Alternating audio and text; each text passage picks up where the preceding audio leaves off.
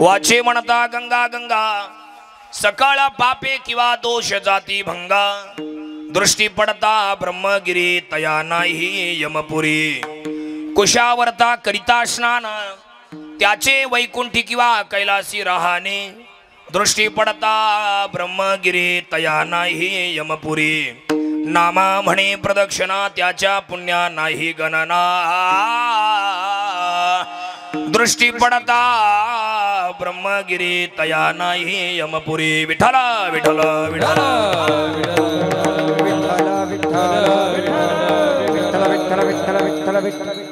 महायोग पीठे तटे भीमरत्यं वरं पुंडरीकाय दातुमनिंद्रैः समागत्यतिष्ठं तमानंद कंदं परब्रह्मलिंगं भजे पांडुरंगं जयांचे केल्या स्मरण होय सकळ विद्येंचे अधिकरण तेचे बंधू श्री चरण श्री गुरूंचे नमस्कार आता आसितगिरी समंशात कंजलम सिंधु पात्रे सुरतरवर शाखा लिखणी पत्र मुरबी लिखती यदि गृहीत्वा शारदा सर्वकालं तदपि तव गुणानामिष पारं न याति नमस्ते शारदे देवे सरस्वती मति प्रदे वसत्वं मम जीवाग्रे सर्वविद्या प्रदा भव ओम रक्तांग रक्तवर्ण पद्मनेत्र स्वहास्य वदनं गदा टोपी जमाला दंडक मंडलोधर कट्यांकर रक्षक त्रैगुण्य रहित त्रैलोक्यपालक विश्वनायक भक्तवत्सल कलयुगे श्री स्वामी समर्थ अवतार धारक पायमा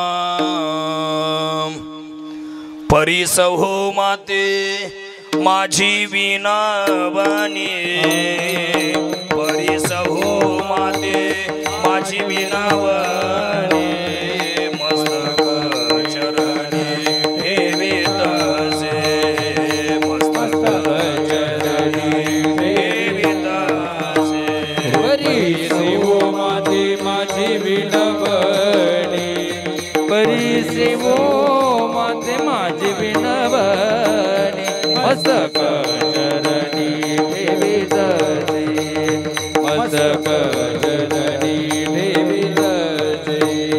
भागीरथी महादोष निवारिणी भागीरथी महादोष निवारिणी भागीरथी महादोष निवारिणी भागीरथी महादोष निवारिणी भागीरथी महादोष निवारिणी भागीरथी महादोष निवारिणी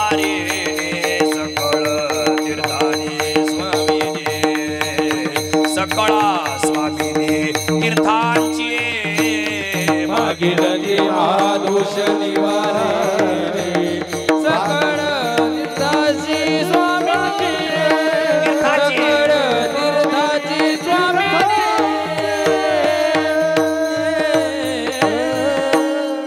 वाचे म्हणता गंगा गंगा सकळ पापे किंवा दोष जाती भंगा दृष्टी पडता ब्रह्मगिरी तया नाही यमपुरी प्रस्तुत कीर्तन रूपी सभेकरता निवडलेला अभंग महान भगवत भक्त संत सम्राट विश्ववंदी महाराष्ट्र भूषण भगवान पांडुरंगाचे लाडके लढीवाळ प्रेमळ भक्त संत नामदेव महाराज आणि नामदेवरायांचा आणि गंगेची माहिती वर्णन करणारा 4 चरणाचा अभंग कीर्तन सभेसाठी निवडला विठ्ठल विठ्ठल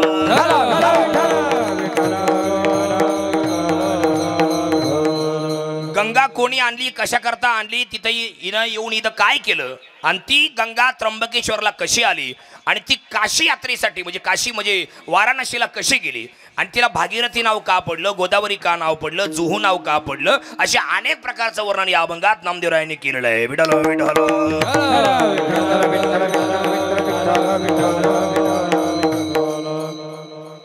या कीर्तनाला या सेवेला या प्रारंभ सुरुवात करण्यापूर्वी थोडासा परिहार देणं गरजेचं आहे महत्त्वाचं आहे अतिमहत्त्वाचं आहे कशा निमित्त हा कार्यक्रम आहे सर्वांना ज्ञात आहे माहिती आहे कल्पना आहे तरी पण सांगणं हे सांगणाराचं किंवा वक्त्याचं आद्य कर्तव्य ठरत असल्यानं आपल्या औरंगपूर आणि भेंडाळी या दोन्ही गावातील काही भाविक भक्त संत सज्जन ज्यांच्या मनाला साक्षात श्री विश्वनाथांनी चालना दिली साक्षात विश्वनाथांनी त्यांना आपल्या चरणाशी बोलवलं अशी 22 मंडळी अशी 22 जण कोण कोणी सगळ्यांचा उल्लेख मी शेवटी करणारच आहे या सगळ्यांनी एकत्र येऊन काशीची यात्रा केली म्हणजे वाराणसीची विश्वनाथाचं दर्शन केलं भागीरथीचं दर्शन केलं आंघोळ केली भागीरथी गंगेमध्ये आणि गंगेत आंघोळ केल्यानंतर तिकडून जाऊन ते आले आणि आता आम्ही 22 जणांनी काशी यात्रा केली, पण आम्ही एकट्यापुरती ती यात्रा नसावी म्हणून ती यात्रा सगळ्या गावाला घडावी, सगळ्या पाहुण्यांना घडावी या उद्देशानं ते काशीचं पाणी घेऊन इथपर्यंत आले, वाराणसीवरून ते इथपर्यंत आलेत आणि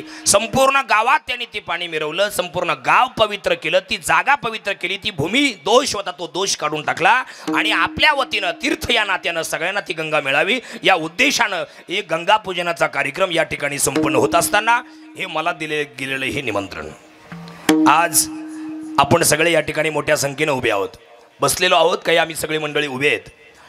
22 जणांचे हे काशी माऊंद आहेत आणि आपण सगळे पाहुणे मंडळी या ठिकाणी त्यांच्यावरती प्रेम करणारी श्रद्धा असणारी मंडळी आपण या ठिकाणी हजर आहोत. मलाही या कार्यक्रमाचं निमंत्रण मुद्दाम दिलं गेलं. म्हटलं हो मी कोणीतरी बोलवतो बाहेरून, ते म्हणे कोणालाच बोलवायची गरज नाही, आम्हाला तुम्ही पाहिजे आणि आपल्या गावची महाराज मंडळी तुम्हीच आम्हाला प्रिय आहेत.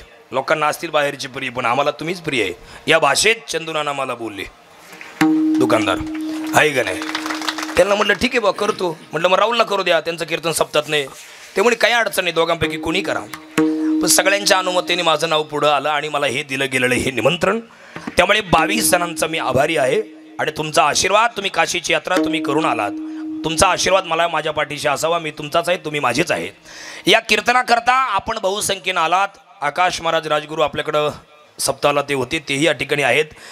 गोड गळ्याचे धनी उभ्या महाराष्ट्रभर त्यांचं नाव आहे. चिंतामण महाराज सानप सप्ताहाला त्यांना विनंती केली होती पण ते काय कुठंतरी व्यस्त असल्यामुळे नाही आले, दुसरीकडे कार्यक्रम होता या म्हटलं होतं, नाही आले. पण त्यांना दुसरीकडे कार्यक्रम असल्यामुळे नाही आले, पण आज आवर्जून त्यांना या ठिकाणी पाचारण केलं, बोलवण्यात आलं.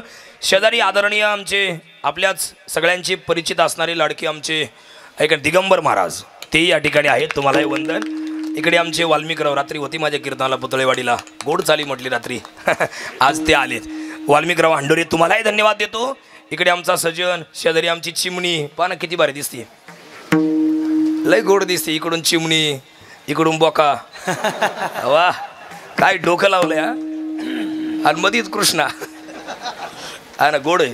दोडी चोपदार आणि समस्त रामेश्वर भजनी मंडळ, श्रीराम भजनी मंडळ.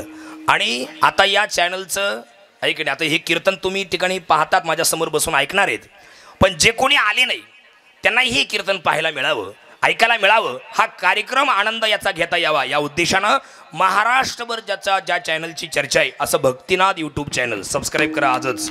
महाराष्ट्रात जेवढे नामांकित कीर्तनकार आहेत त्या सगळ्यांची कीर्तनं त्या चॅनलला पडलेली आहेत. भक्तिनाथ यूट्यूब चॅनल अतिशय रोहनदादा डोंगरे तुम्हाला धन्यवाद देतो, सगळ्या आई बहिणींना धन्यवाद देतो. आणि इकडे अप्रतिम sound system, Ram Lakhan sound system अतिशय गोड, संध्याकाळी आम्हाला ते जेवरी धरणाला तुम्हालाही धन्यवाद, आपलं धन्यवाद. आचारी बांधवांना धन्यवाद, टाळकऱ्यांना धन्यवाद. कार्यक्रमाला सुरुवात. विठाल विठाल.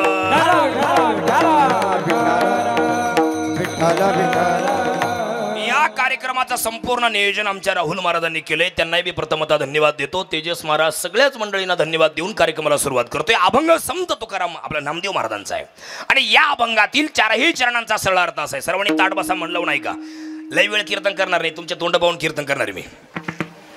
तुम्हाला कंटाळवण आलं का लगेच संपून टाकणार आहे, त्यामुळे सर्वांनी मन लावून ऐका. आणि हे बघा रोहन दादा एवढं कापतालात कापा बरं का, मी आता जे बोलणार आहे ते काय घेऊ नका. मी तुमचा आहे, घरातला कीर्तनकार आहे. तुम्हाला जर वाटलं वासरू कसं आखडतो आपण तसं वाटलं आखडायचं तर मला लगेच इशारा करू कोणतरी. हा लांब व्हायचं म्हटलं तरी मला सांगा, काय अडचण नाही. विठाल विठाल.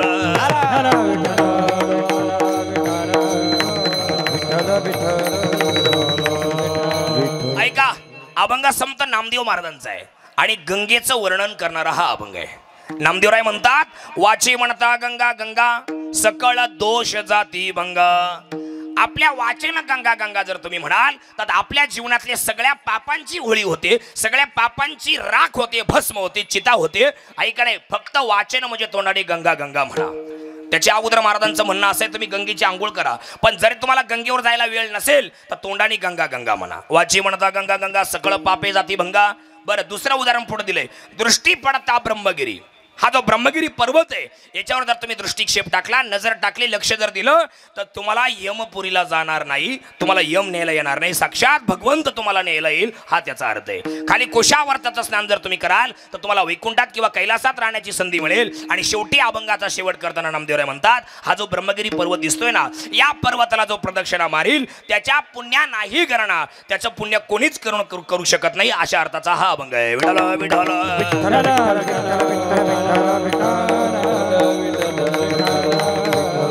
ऐका, संत नामदेव महाराजांचा हा अभंग आहे. कोण नामदेव महाराज? ऐका, देव जेवला ज्यांच्या हातानं ते नामदेव महाराज. ऐका नाही, मेलेली गाय जिवंत झाली ज्यांच्या दृष्टिक्षेपानं ते संत नामदेव महाराज. फिरविले देऊळ जगा माझी ख्याती, फिरविले देऊळ जगा माझी ख्याती, फिरविले देऊळ जगा माझी ख्याती, फिरविले देऊळ जगा माझी ख्याती.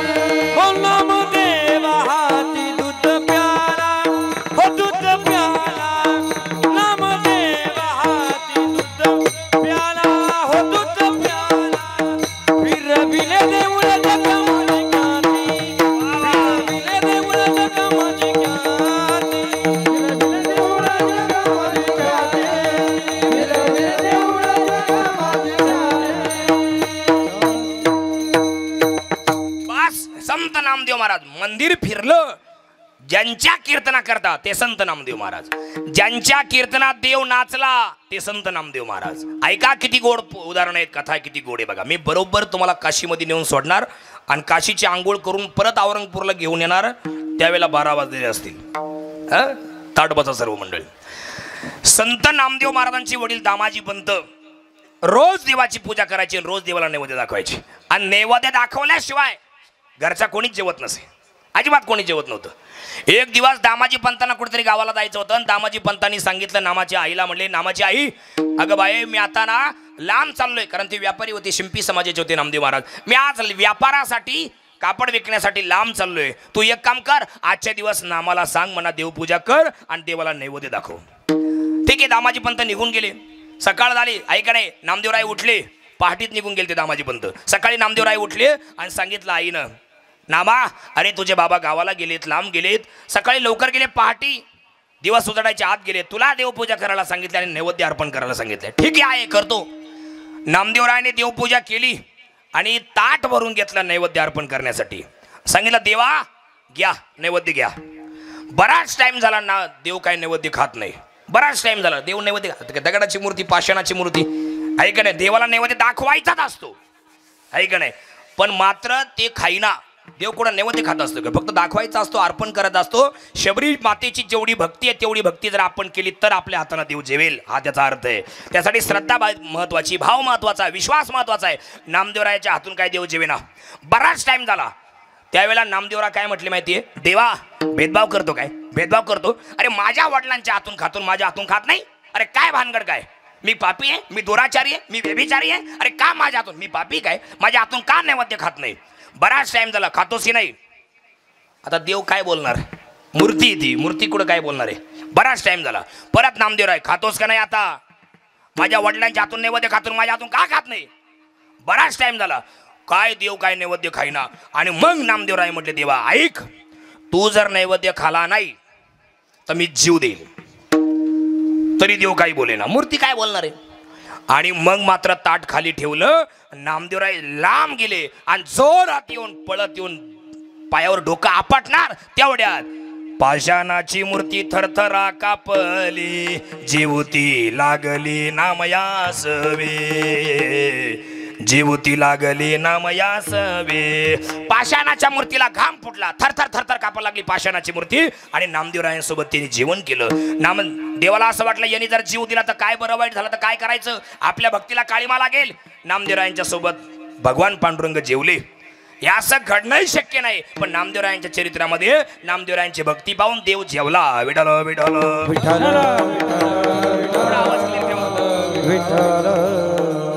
घरी आले ताट घेऊन, रिकामा ताट. आईनं पाहिलं, म्हटले, का रे नामा, याच्यातलं जेवण कुठे? भाकरी कुठे? कालवण भाजी कुठे? इथलं कुठे गेलं ताटातलं सगळं साहित्य? म्हटले, देव जेवला. काय बोलतो, देव जेवला? अरे आजपर्यंत कधी देवानी खाल्लं नाही आणि तू म्हणतो का देव जेवला? हा हा, देव जेवला. काय बोलतो? हा देव जेवला. लाटणं काढलं लाटणं आणि नामाच्या पाठीमागं धावली आई. म्हटले आहे मारू नको. अगं खरंच देव जेवला. काय बोलती? अरे खरंच देव जेवला आहे. अरे नामा काय खोटं बोलतो? सांग खरं सांग, कोणाला दिला वाटून?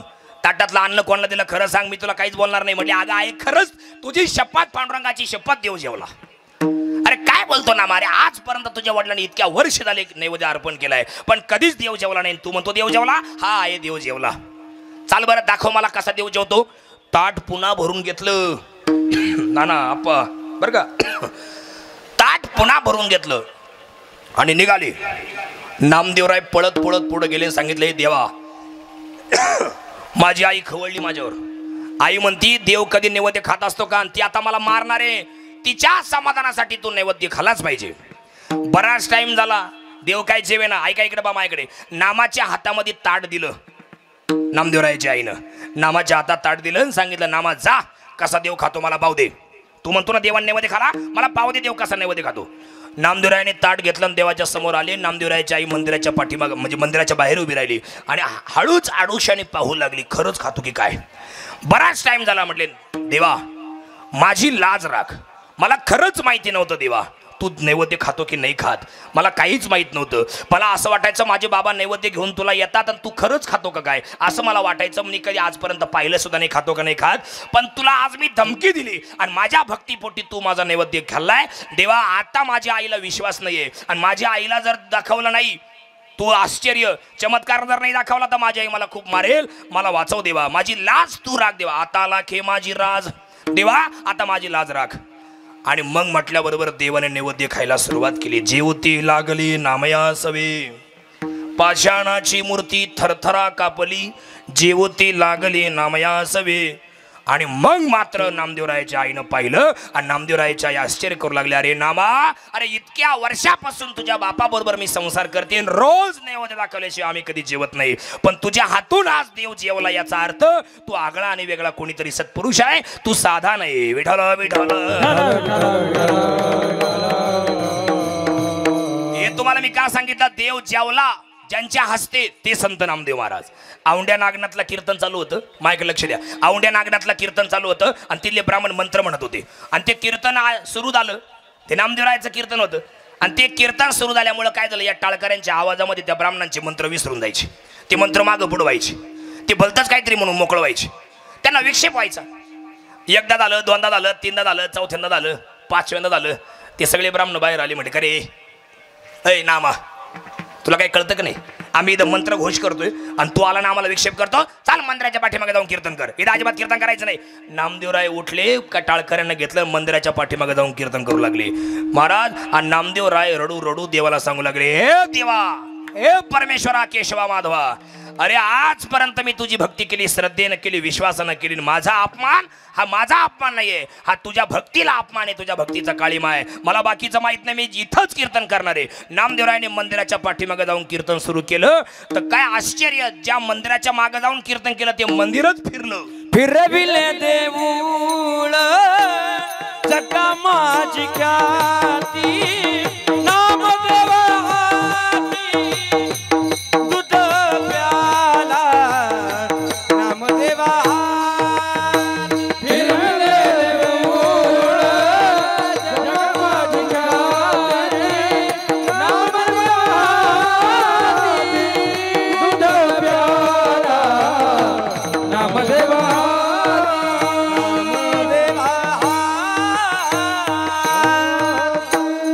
फिरविले देऊळ जगा माझी ख्याती, नामदेवा हाती दूध प्याला.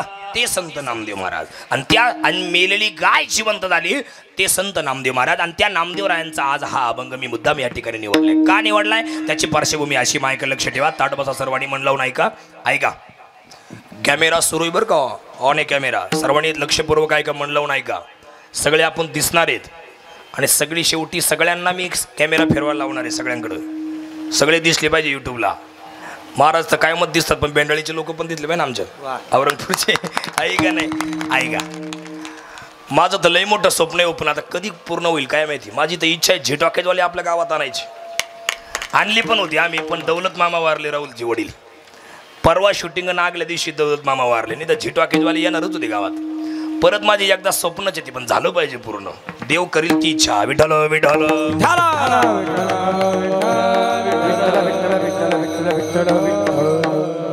या निमित्तानं संपूर्ण गाव आपलं भारतभर पोहोचेल. औरंगपूर आणि भेंडाळी आणि दोन्ही भजनी मंडळ आपले गाव जगभर पोहोचतील हा माझा उदात्त हेतू आहे.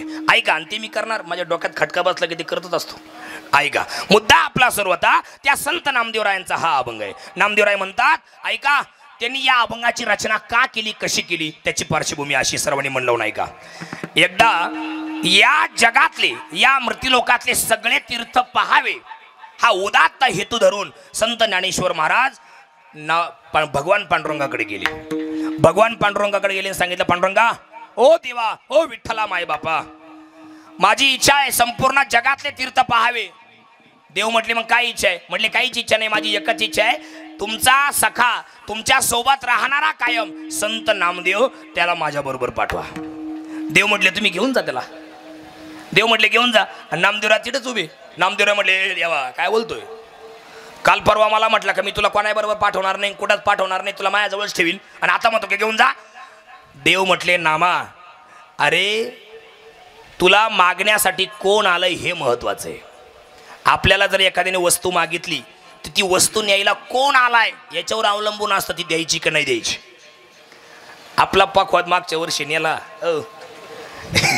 आपला पखवाद मागच्या वर्षी नेला आणि पुढच्या वर्षी फोडून परत दिला तर त्याला परत आपण पखवाद देऊ काय. तसं नामदेवराला पांडुरंग म्हटले देवा ए नामा अरे तुला मी कोणाबरोबर पाठवत नाही तुला नेण्यासाठी कोण आलंय हे महत्वाचं आहे का नाही. तुला मी कोणाबरोबर पाठवत नाही. एक काम कर तुला न्यायला जे आले ते संत ज्ञानेश्वर महाराज आहे आणि ते आणि मी वेगळा नाहीये. देव मने नाम्या पाहे ज्ञानदेव मित्र आहे ज्ञानदेव मित्र आहे ज्ञानदेव मित्र आहे. देव मने नाम्या पाहे ज्ञानदेव मित्र आहे ज्ञानदेव मित्र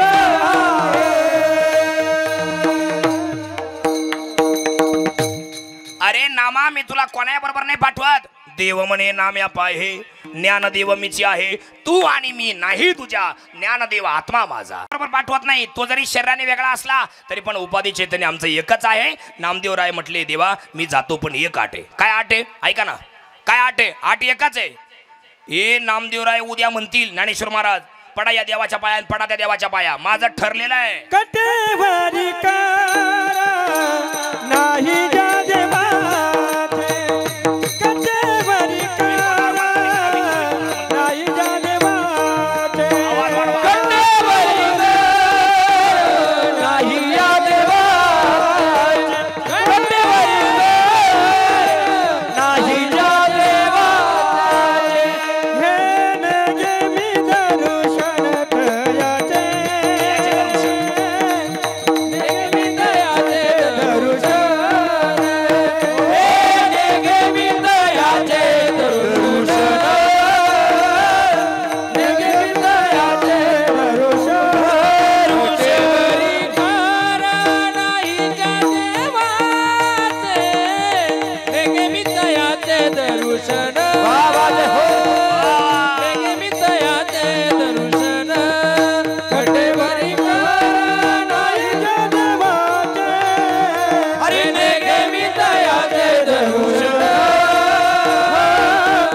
कयाचे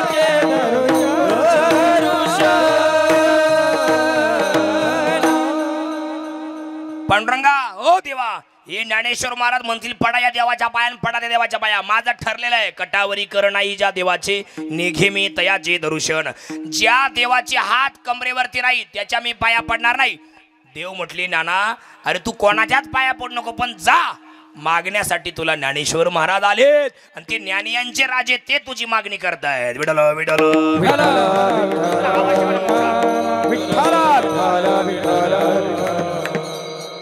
व्यवहारातलं उदाहरण असं आहे. सुनबाईच्या पश्चात घरातल्या सगळ्या लोकांनी ठरवलं या वर्षी आपली सुनबाई दिवाळीला माहेरला पाठवायची. ताटबाजा सगळे ऐकता तुम्ही सगळे म्हणलं. घरातल्या सगळ्या लोकांनी ठरवलं सुनबाई बाहेर गेली ती कपडे धुवायला आणि घरामध्ये विषय झाला. या वर्षी आपली सुनबाई माहेरला दिवाळीला पाठवायची नाही. एकतर्फी निर्णय झाला, एकामुखाने निर्णय झाला. सगळ्यांचं ओके झालं बरं का, सगळं क्लिअर झालं. आणि तेवढ्यात त्या पोरीचे मामा मुंबई हायकोर्टामध्ये जज होते, कोर्टात न्यायाधीश.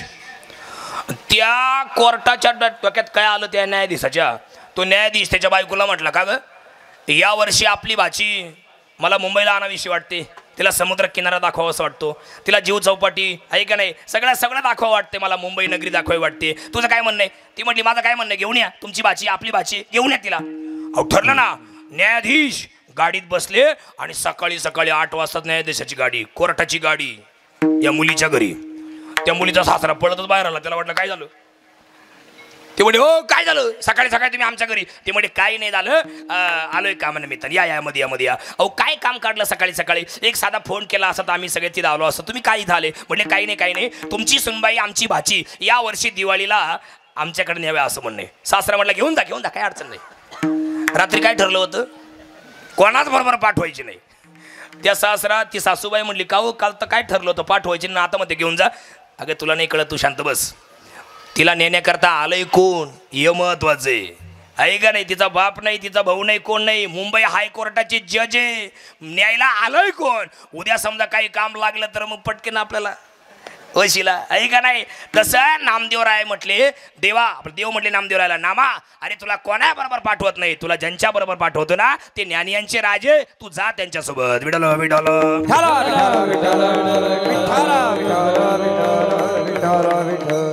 ज्ञानेश्वर महाराज, नामदेव महाराज दोघं काशी यात्रेच्या प्रसंगाकडे निघाले, भारत भ्रमणाकरता निघाले. प्रसंग असा घडला, पंजाब क्षेत्रामध्ये फिरत असताना, ऐकता तुम्ही सगळे, पंजाब क्षेत्रामध्ये फिरत असताना त्यांना दोघांना एक कडकडून तहान लागली, भुकेने व्याकुळ झाले, तहान लागली. समोर त्यांना एक वीर दिसली, दोघंही तिथपर्यंत आले, ज्ञानेश्वर महाराज, नामदेव महाराज. आणि आता ज्ञानेश्वर महाराज हे योगी होते आणि नामदेवराय हे भक्त होते बरं का. दोघांना तहान लागली, आता काय करायचं? ती वीर दिसली, त्या विहिरीपर्यंत आले. तळाला पाणी गेलं होतं त्या विहिरीच्या, कुठेतरी थोडंसं असं साचलेलं पाणी होतं. ज्ञानेश्वर महाराज योगी होते, सूक्ष्म रूप घेतलं आणि जाऊन खाली येऊन पाणी पिले. खाली गेले पाणी पिले आणि नामदेवरायांना घेऊन आले. नामदेवरायांना म्हटले घ्या पाणी घ्या. ते म्हटले मी योगी आहे, छोटं रूप घेतलं आणि पाणी पिऊन आलो, तुमचा विठोबा रकुमाई इथं काय कामाचं? मी योगी आहे, सूक्ष्म रूप घेतलं, खाली जाऊन पाणी पिऊन आलो, तुम्हाला पाणी पिऊन आलो, पाणी घेऊन आलोय, घ्या पाणी घ्या पण उपासनात्मक बुद्धीने. समजा तुमच्या घरी पाहुणा आला, बाया तुमच्या घरी पाहुणा आला आणि त्याला पुरणाची पोळी तुम्ही जेवायला वाढली आणि दोघं नवरा बायको त्याच्या समोर जाऊन बसले, त्याला म्हटले खा ना खा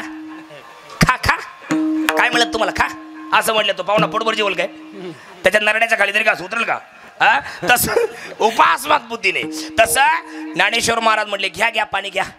कोण आहे तुम्हाला आमच्याशिवाय? नामदेवरायांना राग आला. नामदेवराय म्हटले हो ज्ञानेश्वर महाराज, थोडासा अहंकार दोघांपैकी एकाला जागृत झाला. म्हटले हो ज्ञानेश्वर महाराज, तुम्ही योगी जरी असलात पण तुम्हाला पाण्याकडे जावं लागलं, मी भक्त आहे बघा. 5च मिनिटात पाण्याला माझ्याकडे बोलवतो की नाही. लगेच नामदेवरायांनी धावा केला भगवान पांडुरंगाचा. पांडुरंगे येवो पांडुरंगे, जीवाचे जीव लगे येवो पांडुरंगे, पांडुरंगे येवो पांडुरंगे. भगवान पांडुरंगाचा धावा केल्याबरोबर पांडुरंगाला वाटलं माझा नामा माझा धावा करतोय काय भानगडे. लगेच हजर झाले. अंतर्धान पावल्यानंतर अगोदर हजर झाले आणि सांगितलं काय नामा? काही नाही म्हटले, यांना गर्व झालाय, हे पाणी पिऊन आले, मला म्हणता का तुम्हाला पाणी आणलं घ्या. तुमचा पांडुरंग काय कामाचा? भगवान पांडुरंगाने कृपा केली, ती वीर उचंबळून व्हायला लागली. कॅनलच्या कॅनल, नालेचे नाले, आईकडे पाठचे पाठ व्हायला लागले. आणि मग नामदेवराय म्हटले हो ज्ञानेश्वर महाराज, तुम्ही योगी आहे, तुम्हाला पाण्याकडे जावं लागलं, मी भक्त आहे, माझ्या देवाचा दावा केल्यामुळे पाणी माझ्याकडे आलंय. अहो तुम्ही योगी होऊन पाण्याकडे गेले, एका टायमाची ताण भागवली, पण मी भक्त असल्यामुळे पांडुरंगाचा दावा केल्यामुळे या भागातली कायमची पाणी टंचाई दूर झाली. याचं नाव भक्ती आहे. विठ्ठल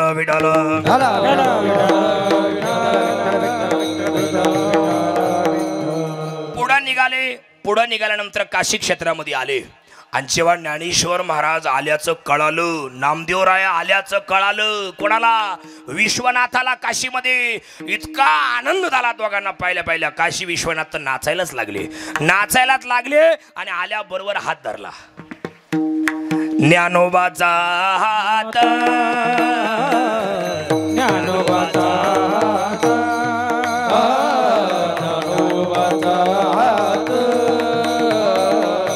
ज्ञानोबाचा हात प्रेमे धरी विश्वनाथ प्रेमे धरी विश्वनाथ ऐशे ऐशे बोलत चालत ऐसे बोलत चालत प्रेमे धरी विश्वनाथ प्रेमे धरी विश्वनाथ ऐसे बोलत चालत चालत ऐसे बोलत चालत विश्वनाथाला लय आनंद आला काशीमध्ये ज्ञानेश्वर महाराजांना पाहिल्यावर नामदेवरायांना पाहिल्यावर ज्ञानोबाचा हात काशी विश्वनाथ मंदिराच्या बाहेर पडत आले ज्ञानोबाचा हात प्रेमे दरी विश्वनाथ आणि त्यांना घेऊन कुठे गेले आईशे बोलत चालत दोघे आले गंगेयात त्या गंगेमध्ये जेव्हा आले भागीरथीमध्ये बरं का भागीरथीमध्ये आले वाराणसीतले म्हणजे काशीतल्या त्या गंगामाईला इतका आनंद झाला ज्ञानेश्वर महाराजांना नामदेवरायाला पाहिल्यावर ती गंगामाई काय करू लागली ज्ञानोबाची पायी मिठी खाली गंगामाई त्या गंगामाईनं ज्ञानेश्वर महाराजांच्या पायाला मिठी घातली तेवढ्यात नामदेवराय म्हणले हो बाई गंगामाई सोडा सोडा बाई ओ गंगामाई सोडा सोडा ज्ञान दिवस सर्वांठाई तुम्ही माझ्या ज्ञानोबाला धरू नका तुम्हाला त्यांचं दर्शन करायचं ना केलं तुम्ही दर्शन गंगामाईनं सुद्धा ज्ञानेश्वर महाराजांचं दर्शन केलं इतके महान राजे ज्ञानियांचे राजे संत ज्ञानेश्वर महाराज आहे आणि दोघेही बी काशीची यात्रा झाली 2-4 दिवस मुक्काम झाला फिरत फिरत फिरत फिरत ते सप्तशृंगी गडावरती आले तिथं ज्ञानेश्वर महाराजांनी आणि नामदेवरायाने कीर्तन केलं पुढे ऐका ती माता डोलू लागली सप्तशृंगी माता डोलू लागली डोलता डोलता तिचं मान खाली झाली ती मान आजही तशीच आहे लोक चुकीच्या पद्धतीने सांगतात मार्कंडे ऋषी पुराण सांगत होते आणि मातेला झोप लागली नाशी लागली तर तिची नाही ती कथा संत चरित्रामध्ये कथा ही आहे नामदेवरायांचं कीर्तन सुरू झालं देवीच्या दरबारात आणि देवीच्या दरबारात कीर्तन सुरू झाल्यानंतर माता सुद्धा डोलाला लागली लाहो लागला लागला बेचा लाहो लागला लागला बेचा लाहो लागला लागला बेचा लाहो लागला लागला बेचा लाहो लागला लागला बेचा लाहो लागला लागला बेचा लाहो लागला लागला बेचा लाहो लागला लागला बेचा हे लाहो लागला आंबेचा विठाबाई माऊलीचा लाहो लागला आंबेचा विठाबाई माऊलीचा हे लाहो लागला आंबेचा विठाबाई माऊलीचा लाहो लागला आंबेचा विठाबाई माऊलीचा हे लाहो लागला हो लागला आंबेचा लाहो लागला लागला आंबेचा लाहो लागला लागला आंबेचा लाहो लागला लागला आंबेचा लागला लागला आंबेचा लाहो लागला लागला आंबेचा लाहो लागला लागला आंबेचा लाहो लागला लागला आंबेचा ऐकण्या नामदेवरायांच्या कीर्तनात चतुर्भुज ऐकण्या सप्तशृंगी माता 18 भुजा असणारी सप्तशृंगी माता डोलू लागली आणि डोलता डोलता तिची मान वाकडी झाली ती आजही मान तशीच आहे खाली आले नाशिक क्षेत्रामध्ये नामदेव महाराज आणि ज्ञानेश्वर महाराज दोघे आले नाशिक क्षेत्रामध्ये काळाराम मंदिरात दर्शन केलं गोदावरीची आंघोळ केली आणि पुढे जेव्हा आले त्र्यंबकेश्वर क्षेत्रामध्ये आणि त्र्यंबकेश्वरला आल्यानंतर संपूर्ण त्र्यंबक राजांचं दर्शन केलं ज्योतिर्लिंगाचं त्याच्यानंतर पुढे संपूर्ण ब्रह्मगिरीला फेरी मारली आणि त्या क्षेत्राचं वर्णन करताना संध्याकाळी नामदेवरायांचं कीर्तन सुरू झालं फेरी मारल्यानंतर नामदेव महाराजांचं कीर्तन झालं सुरू त्र्यंबकेश्वरला रात्री 6 ते 8 असं आपण समजू कीर्तन सुरू झालं नामदेवरायांनी सगळ्या परिसराचा इतिहास त्या अभंगात सांगितला नामदेवराय म्हटले अरे ऐका रे ऐका मी ज्योतिर्लिंगाचं दर्शन केले महादेवाचं ब्रह्मगिरीला प्रदक्षिणा मारली आहे आणि आता संध्याकाळी मी तुमच्या पुढे कीर्तन करतोय आणि कीर्तनात तुम्हाला मला हे सांगायचंय ही जी गोदावरी गंगामाई आहे की नाही हिची तुम्ही आंघोळ करा हिचं तुम्ही स्नान करा काही लोक म्हटले माऊली आम्हाला जायला वेळ नाही नामदेव महाराज गंगेवरती मग नामदेव महाराज म्हटले एक काम करा तुम्हाला गंगेवर जायला वेळ नाही ना मग एक काम करा वाचे मनता गंगा गंगा वाचे मनता गंगा गंगा वाचे मनता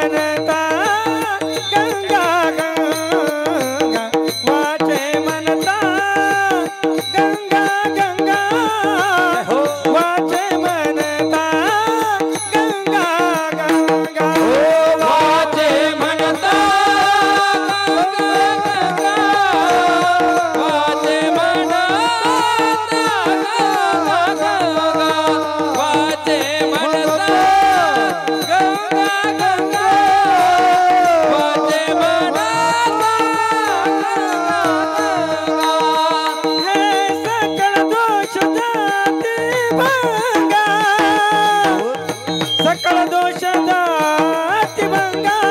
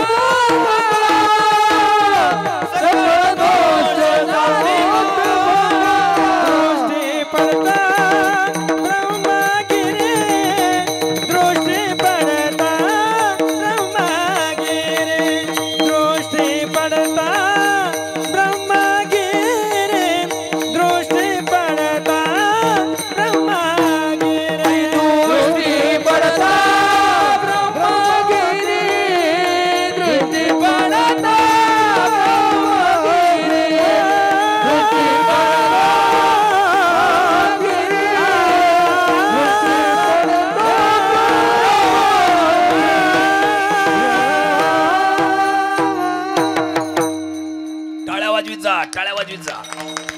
किती गोड चाल म्हणले. जुनं गाणं येते सागर किनारे. क्या बात ऐक नाही मस्त गोड गाणं माझ्या लय आवडीचं. चिंतामण महाराज माझ्यासोबत असले की मी त्यांना हेच म्हणायला लावित असतो. गोड आहे. सारखा पुढं सारखा थोडस सारखा पुढं सारखा. वाचे म्हणता गंगा गंगा सकाळ दोष जाती भंगा.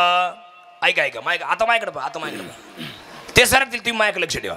अभंगाच्या पहिल्या चरणात नामदेवराय म्हणतात तुम्हाला गंगेवर जायला टाइम नाही ना मग एक काम करा तुमच्या मुखाने गंगा गंगा म्हणा. मग काय होईल सकळ पापे म्हणजे दोष जाती भंगा. सगळे पापा त्याच मिनिटाला जळून जातील. इकडे बा सगळ्या बाया सगळे माणसं सगळे पाहुणे तुम्हाला गंगेवर जायला टाइम नाही ना एक काम करा. अहो आपल्या गोदावरीची मळती लई मोठी आहे. आपल्या गोदावरीची बरं का ख्याती लई मोठी आहे. आपल्याला त्याची किंमत नाही. पूजनीय लोहितकर महाराजांची एक म्हण आहे बरं का. म्हणजे ते काय म्हणत राहतात ज्याच्या गावाला गंगा त्याच्या गुडघ्याला सांगा. ती म्हण जुनीच आहे त्यांच्या अगोदरची असेल ती पण ती नेहमी म्हणत असं ज्याच्या गावाला गंगा त्याच्या गुडघ्याला सांगा. आता गोदावरी गंगा आपल्या किती जवळ आहे. इथं सायकेडा जवळ आहे. इथं करंजगाव जवळ आहे. किती लोक सकाळी उठून असं बोटवर कराबर जाते आंघोळीला. सकाळी सकाळी कोणीच जात नाही.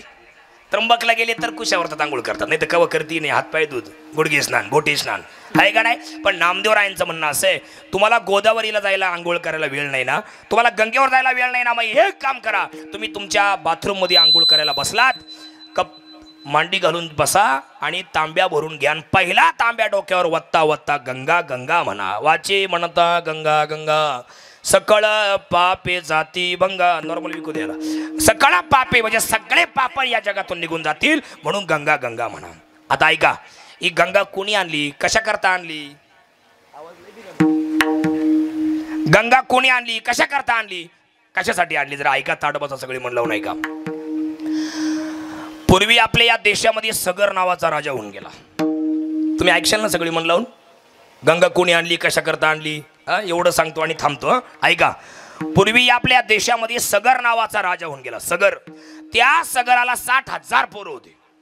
किती होते 60,000 पोरं. आणि ते 60,000 पोरं लहानचे मोठे झाले. आणि त्यांनी एक दिवस आपल्या बापाला सांगितलं त्या राजाला बरं का नाना के बाबा त्या राजाला सांगितलं नाना तुम्हाला आम्ही 60,000 पोरं आहे आमचा काय उपयोग आहे. तुम्ही एक काम करा आमची अशी इच्छा आहे आमची अशी इच्छा आहे काय का तुम्ही अश्वमेध यज्ञ करा 100 यज्ञ पूर्ण झाले का तुम्ही इंद्र पदाला प्राप्त व्हाल. तुम्ही इंद्र होताना आम्हाला पाहिजे. तुम्ही देवेंद्र व्हा मुंबईचे नाही तुम्ही देवेंद्र झाले पाहिजे अशी आमची इच्छा आहे. देवांचे राजे व्हायला पाहिजे अशी आमची इच्छा आहे. तर त्यावेळेला सांगितलं बाळांनो काही अडचण नाही तुम्ही जर सांगत असाल तर मी करायला तयार आहे. अश्वमेध यज्ञ सुरू केली सगळ्यांनी. माझ्याकडे लक्ष ठेवा. ते मोबाईल बिबाईल ठेवून द्या सगळे. अश्वमेध यज्ञ सुरू केले. 99 यज्ञ पूर्ण झाले. 100वा यज्ञ पूर्ण झाला का सगर राजा इंद्र होणार होता. काय होणार होता इंद्र इंद्र इंद्र होणार होते देवेंद्र होणार होते. आता 100वा यज्ञ जर पूर्ण झाला तर माझी खुर्ची धोक्यात आहे म्हणून देवेंद्राला घाम फुटला. देवेंद्राला घामच फुटले म्हणजे असं घाम फुटला देवेंद्राला. आता काय करायचं माझी खुर्ची जायला येते का काय, माझी खुर्ची जाते का काय, आता करायचं काय, सगळे लढलेत एकवटून, आता काय करायचं, आहे का नाही, इकडं गागाट तिकडं गागाट सगळीकडे काय. आता हा 100वा यज्ञ झालाच नाही पाहिजे म्हणून इंद्राने केलं काय ऐका, 99वा यज्ञ रात्री म्हणजे संध्याकाळी पूर्ण झाला आणि त्या रात्रीला तो घोडा चोरला, तो यज्ञाचा घोडा चोरला इंद्रानं आणि खाली पाताळात कपिल मुनींच्या आश्रमात नेऊन बांधला. सकाळी महाशय उठले, 100वा यज्ञ सुरू करायचा आहे तर घोडाच गायब. आता काय करायचं, अरे घोडा कुठे गेला, घोडा कुठे गेला. अख्खे 60,000 पोरं कामाला लागले, सगळ्यांनी शोधलं पण काय घोडा सापडला नाही. मग जमीन खोदायला सुरुवात केली, सगळी जमीन खोदली आणि ते जमिनीला छिद्र पाडलं आणि सगळे खाली निघून गेले पाताळात आले तर कपिल मुनींच्या आश्रमात तो घोडा बांधलेला दिसला. असा राग आला 60,000 पोरांना, तपश्चर्या करतात, डोळे मिटून बसतात, दाढी जटा वाढवतात आणि पाप करतात, चोऱ्या करतात, काय काय म्हणायचं, कोण दाढी वाढायचं, कोण केस वाढायचं, कोण जटा, लय काय काय बोलायचे, माझी दाढी कोण वडते. म्हणून कपिल मुनींनी डोळे उघडले तर हे 60,000 महाशय समोर उभे. असा राग आला, माझी तपश्चर्या भंग केल्यामुळं असा राग आला. शेजारी कमंडल होता, कमंडलात पाणी घेतलं आणि ते अभिमंत्रित केलं, 60,000 पोरांच्या अंगावरती फेकून मारलं. 60,000 पोरांच्या अंगाला ते पाणी लागल्याबरोबर 60,000 पोरं राख झाले, भस्म झाले. आता काय करायचं, बराच वेळ झाला, आपले पोरं गेले पण काही पोरं येईना. म्हणून त्या 60 सगर राजाचा एक नातू होता अंशुमन, काय त्याचं नाव, बोला जा ताट बसा, काय नाव आहे त्याचं, झोपले का तुम्ही, जागे आहे ना, हा अंशुमन. त्या अंशुमनला सांगितलं, म्हटले जा रे, तुझे पूर्वज गेले अजून का बरं येत नाही, जाऊन पा. मी गंगेची कथा सांगतो या, गंगेची कथा ऐकताना जो झोपतो ना त्याचा वंश बुड होत असतो असं नामदेवरायांचं म्हणणं आहे. विठाल विठाल ऐका, तुमची झोप होईल का आज, मग लक्ष कुठे ऐका, जा रे तुझे पूर्वज गेले का बरं नाही आले पा. तो अंशुमन राजा गेला बरं का, तो अंशुमन गेला पण त्याला काय कुठं सापडा ना आपली पूर्वज. तो त्या छिद्रामधून खाली गेला, त्या छिद्र ऐकणे जमीन खोदलेली त्याच्यातून तो खाली गेला. ते कपिल मुनींच्या आश्रमात जाऊन पाहिलं तर घोडा इथं उभा आहे आणि सहज विचारलं कपिल मुनींना, काहो स्वामीजी, काहो महात्माजी, इथं कोणी आलं होतं का. म्हणले हा. म्हणजे कोण, 60,000 कोणतरी पोरं होते, त्यांनी माझी तपश्चर्या भंग केली. म्हटले मग ते कोण आहे, म्हणले ते काय राख झाली त्यांची. म्हटले अहो ते माझे पूर्वज होते, त्यांना शोधायला मी आलो होतो. ऐक नाही, घोडा कुठं गेला म्हणून ते शोधायला आले होते, इथं घोडा बांधलाय म्हणून ते तुम्हाला काहीतरी बोलले असतील, तुम्ही त्यांना राग करून टाकला. आता यांचा उद्धार करायचा मी काय करू. सांगितलं स्वर्गातली गंगा खाली आणावी लागेल, स्वर्गातली गंगा खाली आणावी लागेल आणि ती यांच्यावरून तुला वाहवून न्यावं लागेल, तेव्हा त्यांचा उद्धार होईल. अंशुमन राजा गेला अरण्यात, गंगेची आराधना केली. अंशुमन मेला पण गंगा काय प्रसन्न झाले नाही. त्या अंशुमन राजाचा पुढे दिलीप राजा, त्या दिलीप राजाने आयुष्यभर गंगेची उपासना केली पण गंगा प्रसन्न झाली नाही. तो दिलीप राजा मेला. त्या दिलीप राजाचा पुढे भगीरथ राजा, त्या भगीरथ राजाने सुद्धा आयुष्यभर गंगेची उपासना केली, गंगेची आराधना केली, प्रार्थना केली पण गंगा काही प्रसन्न झाली नाही. एक दिवस उतार वय झालं होतं, म्हातारे झाले होते भगीरथ राजा आणि झोपले असताना पांढरी शुभ्र साडी नेसलेली, केस मोकळे सोडलेली, नितळ चेहऱ्याची सुंदर स्त्री त्यांच्या स्वप्नात आली. कशी ती, पांढऱ्या शुभ्र साडी नेसलेली, केस मोकळे सोडलेले, नितळ चेहरा आहे आणि हसती स्वप्नात येऊन, भगीरथा अरे मी गंगा आहे, अरे तुझ्या वाडवडिलांचा पूर्वजांचा उद्धार करण्यासाठी तुझा अंशुमन गेला, दिलीप गेला आणि तू आता माझी उपासना करतोय. अरे सगळ्यांचं पुण्य कमी पडलंय पण मी कोणाला भेटले नाही, पण तुझं पुण्य मरता मरता शेवटच्या वेळेला अंतकालाच्या वेळेला पुण्य फळाला आलंय, मी तुझ्याकरता येते. पण माझी एक अट आहे, काय, मी स्वर्गातून जर निघाले तर माझा वेग इतका बलवान आहे, मी पृथ्वीला छिद्र पाडून खाली पाताळात निघून जाईल, त्याच्यामुळे मला आधार देणारा कोणतरी पाहिजे. बघा कोणी आहे का. मग यांनी पुन्हा गेली कुठं, कपिल मुनींकडं. आता काय करायचं, ती यायला तयार आहे पण तिला डोक्यात कोण आधार देईल. आणि मग सांगितलं महादेवाकडे तुम्ही जा. गेले महादेवाकडं, विश्वनाथाकडं, बरं का, इकडं मामाकडे गेले विश्वनाथाकडं. भगीरथ राजा सांगितलं, देवा गंगा आणतोय माझ्या पूर्वजांच्या उद्धारासाठी, तिला तुम्ही धारण करावा, आधार देवा अशी माझी इच्छा आहे. महादेव म्हटले लय देव पावला. म्हणजे कसं काय, अहो मी हलाल विष प्राशन केलंय आहे का नाही, त्याच्यामुळे माझ्या सर्वांगाचा 10 होतोय, आगाग होतीये, त्याच्यामुळे मला शीतलता प्राप्त झाली पाहिजे, म्हणून गंगेला मी डोक्यात धारण करतो. म्हणून गंगा ऐकणे होकार दिला. मग पुन्हा भगीरथ राजाने तपश्चर्या सुरू केली. गंगा निघाली स्वर्गातून, धो धो धो धो धो धो करीत गंगा निघाली. धो धो असं राहतं का, धा धा धा धा, एवढी बारीक, धा धा धा धा. अशी धोधो धोधो करीत गंगा निघाली आणि धोधो करीत गंगा निघाल्याबरोबर महादेवाच्या डोक्यात येऊन थांबली. गंगेला डोक्यात धारण केल्यामुळे नाव पडले महादेवाला एक काय गंगाधर. महादेवाने गंगेला डोक्यात धारण केल्यामुळे नाव काय पडले महादेवाला एक गंगाधर. आपली गंगाधर आंघोळ नाही महिनाभर, पण ते गंगाधर ऐकाने गंगा डोक्यात धारण केल्यामुळे गंगाधर नाव पडलं. चला पुढे म्हणजे तुम्ही बसा, मी पुढचं सांगतो. गंगा डोक्यात धारण केली आणि धारण केल्यानंतर ऐका गंगा जवभर गंगा महादेवाकडून घेतली आणि गंगा पाठीमागन भगीरथ राजा पुढं. तेवढ्यात रस्त्यात जुनू नावाचे ऋषी ते दाढी करीत बसले होते. जुनू नावाचे ऋषी आणि ती गंगा आल्यामुळं ते त्यांचं दाढीचं सामान गेलं वाहून. त्यांना आला राग, त्यांना राग असंतापा ती गंगात पिऊन टाकली. राग असंतापा दाढी सामान गेलं वाहून. त्या जुनू ऋषी बरी तपस्वी म्हणजे लय रागीट राहतात, लय क्रोधिष्ठ. ते दयाळू जेवढे तेवढेच रागिष्ट असतात महाराज. ऐका त्यांना अजिबात तपश्चर्या भंग झालेली चालत नाही. तर ते दाढीचं सामान वाहून गेलं. ती गंगा रागा संतापात पिऊन टाकली. पुन्हा यांनी त्यांची आराधना केली व त्यांना प्रसन्न केलं. आणि मग त्या जुनू ऋषींनी आपली मांडी चिरली करंगळीनं मांडी चिरली आणि त्या मांडीतून गंगेला प्रगट केलं. म्हणून तिला जानवी नाव पडलं. जागेन तुम्ही सगळे जानवी नाव पडलं रोहन दादा. जानवी कारण जुनू म्हणजे मांडी आहे का नाही. जुनू ऋषींच्या मांडीतून प्रगट झाली म्हणून जानवी नाव पडलं. ती जानवी माग आणि भगीरथ राजा पुढं. आणि तो जो डोंगर होता ना राखीचा त्या 60,000 पोरांचा, त्या राखीच्या वरून ती गंगा वाहिली आणि त्यांचा उद्धार झाला. अशी गंगेची कहाणी. विठ्ठल विठ्ठल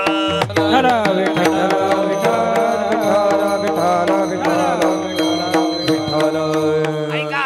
आता ती गंगा महादेवाच्या डोक्यात होती.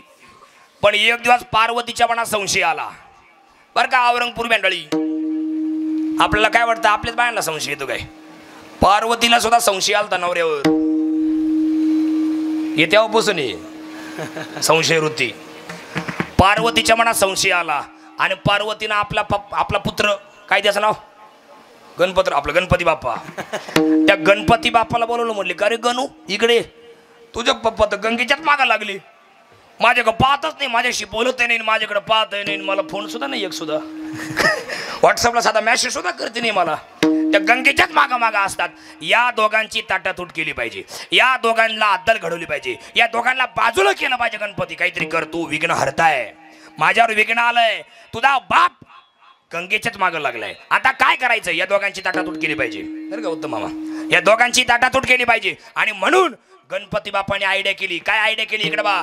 गणपती बाप्पाने सांगितलं हे आहे, पार्वतीला सांगितलं हे आहे, तू टेन्शन घेऊ नको. म्हटले माझ्या डोक्यात एक भन्नाट आयडिया आहे. म्हटले काय, आपल्या दादापासून म्हणजे पप्पापासून गंगेला बाजूला करायचं ना. मग एक काम कर, माझ्याकडे आयडिया अशी आहे, तुझी जी दाशी का नाही जया नावाची, हा त्या जया नावाच्या दाशीला गाय बनव. आणि ती गाय त्र्यंबक क्षेत्रामध्ये बरं का, त्र्यंबक क्षेत्रामध्ये तिथे गौतम नावाचे ऋषी अनुष्ठान करतायत. ते सकाळी तपश्चर्याच्या बळावरती साळी पेरतात आणि संध्याकाळी त्या साळीचा भात करून खातात. एवढे बलवान आहेत. ती गाय त्या साळीत सोडायची आणि गाय भात खातीये म्हणून त्या गौतमाला राग येईल आणि गौतम कुश फेकून मारील आणि त्या गायीनं मरायचं नाटक करायचं. आणि त्या गायीच्या पापातून मुक्त होण्यासाठी महादेवाला प्रसन्न करतील आणि ती गंगा खाली आणतील.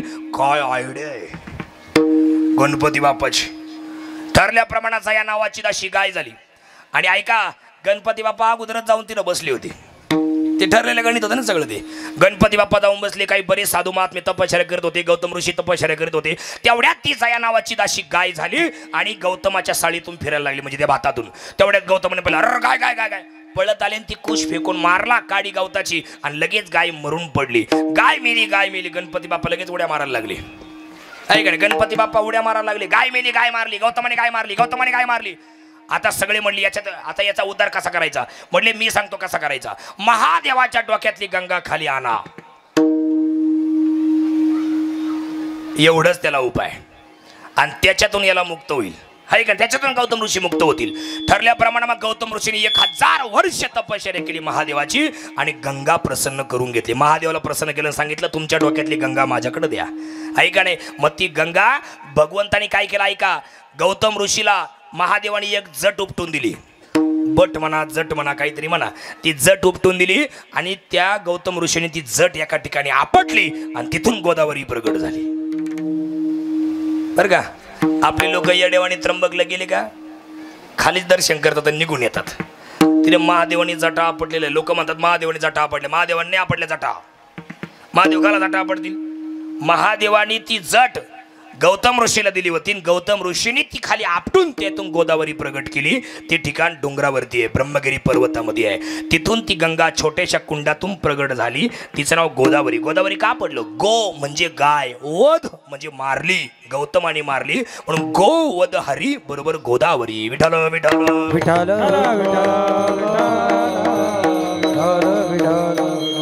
गोदावरी प्रगट केली. पण ती पुन्हा गुप्त झाली, खाली गंगाद्वारला निघाली. तिथून गुप्त झाली गंगा. ऐका बरं का तुम्ही सगळे. गंगा गुप्त झाली. कुठं? गंगाद्वारला गुप्त झाली. खाली कुशावर्तात निघाली. कुशावर्तातून गुप्त झाली तर ती पुढं कुठंतरी निघणार होती माहिती नाही. पण मात्र काही साधू महात्मे भगवान विष्णूची तपश्चर्या करू लागली. म्हटले त्र्यंबकेश्वरला ती प्रगट झाली ना, आमचं काय? आम्ही इथं राहतोय, जंगलामध्ये तपश्चर्या करतोय, आमच्या करता गंगा आली पाहिजे, असं काहीतरी करा. भगवान विष्णूंनी चक्र फेकून मारलं आणि गंगा प्रगट केली. त्या गावाला नाव आहे बेझे चक्रतीर्थ. काय नाव आहे? अंजनेरी गाव तुम्ही सगळ्यांनी पाहिलंय. इकडे अंजनेरी खालतील्या बाजूला, वरतील्या बाजूला बेझे नावाचं गाव आहे. आणि त्या बेझ्याला चक्रतीर्थ आहे. भगवान विष्णूने आपल्या हातातलं चक्रतीर्थ असं फेकून मारलं जमिनीमध्ये आणि गंगा प्रगट केली, म्हणून तिला चक्रतीर्थ नाव पडलं. विठ्ठल विठ्ठल. तिथून गंगा प्रगट झाली ना, अनेक गावांना भेट देत पुढे गंगा रामकुंडात आली, पुढे आपल्या चांदोरीला आली, सायखेडाला आली, करंजगावला आली. गंगा पुढे नाथसागरात गेली. मराठवाड्यातून ती गंगा आणि त्या 60,000 पोरांनी ते घोडा शोधण्यासाठी नाही का जमीन खोदली होती, त्या खड्ड्यात जाऊन गंगा मिसळली, म्हणून तिला सागर म्हणतात. तेच गंगा सागर. आलं का तुमच्या डोक्यात? मीच म्हणतो हा. एक कीर्तन करायसाठी मी 4 वाजेपर्यंत जागा होतो. आज पुतळेवाडीहून रात्री मी आलो, तुम्ही झोपले, मी जागाच होतो. 4 वाजता झोपलो मी. पाठी वाचित होतो. ऐक, कथा कल्पतरू नावाच्या ग्रंथामध्ये ही कथा मी अगोदर सांगितली होती त्र्यंबकला, पण ती विसरून गेलो होतो. पण ते परत आज 4 वाजेपर्यंत मी 2दा-3दा वाचलं, तेव्हा मी आता तुमच्या पुढे प्रकट करतोय. विठाल विठाल. काय असतं, मी मागे बी उल्लेख केला आपल्या गावात कीर्तनात, बाहेर कीर्तन करणं सोपं असतं बाबा, पण गावात कीर्तन करणं म्हणजे जरा मांड्या लटलटच कापत असतात. आहे का नाही? उद्या कोणी म्हणाल नको तेच सांगतो. हा, तेच सांगतो म्हणण्यापेक्षा, त्यापेक्षा आपण, माझं एक तत्व असं आहे महाराज, मला लोकांनी बंद करायच्या आत मी बंद होत असतो. असे बरेच गाव आहे असे का ते लोकांनी बंद करायच्या आत मी बंद होत असतो. पहिल्यांदा मी आळंदी सुटून आलो तेव्हा दिंडोरी तालुक्यातलं एक गाव नाही सोडलं. मग मी नंतर विचार केला, आता जास्त या भागात कीर्तन करायचे नाही, जास्त केलं की किंमत कमी होती. त्या लोकांनी बंद करायच्या आत मीच बंद झालो. लोकांचा फोन आला का तारीख रिकामी आली तरी सांगायचं मी रिकामा नाही, मोकळ नाही, तारीख आहे मला, म्हणजे आपलं इम्प्रेशन राहतं. उद्या कोणी म्हणाला का कमान करा आम्ही बंद करेल असं, त्याच्यापेक्षा आपणच बंद व्हायचं. आहे का नाही? त्याच्यानंतर चांदोड पूर्ण केला, इगतपुरी पूर्ण केला, आता सध्या महाड, माणगाव आणि रायगड सुरू आहे. एक गाव पिंजीत चालायचे, महाराष्ट्रभर फिरायचं. आहे का नाही? कोणी म्हटलं नाही पाहिजे, तेच सांगतो आणि डबल ऐकायला आलं. विठाल विठाल.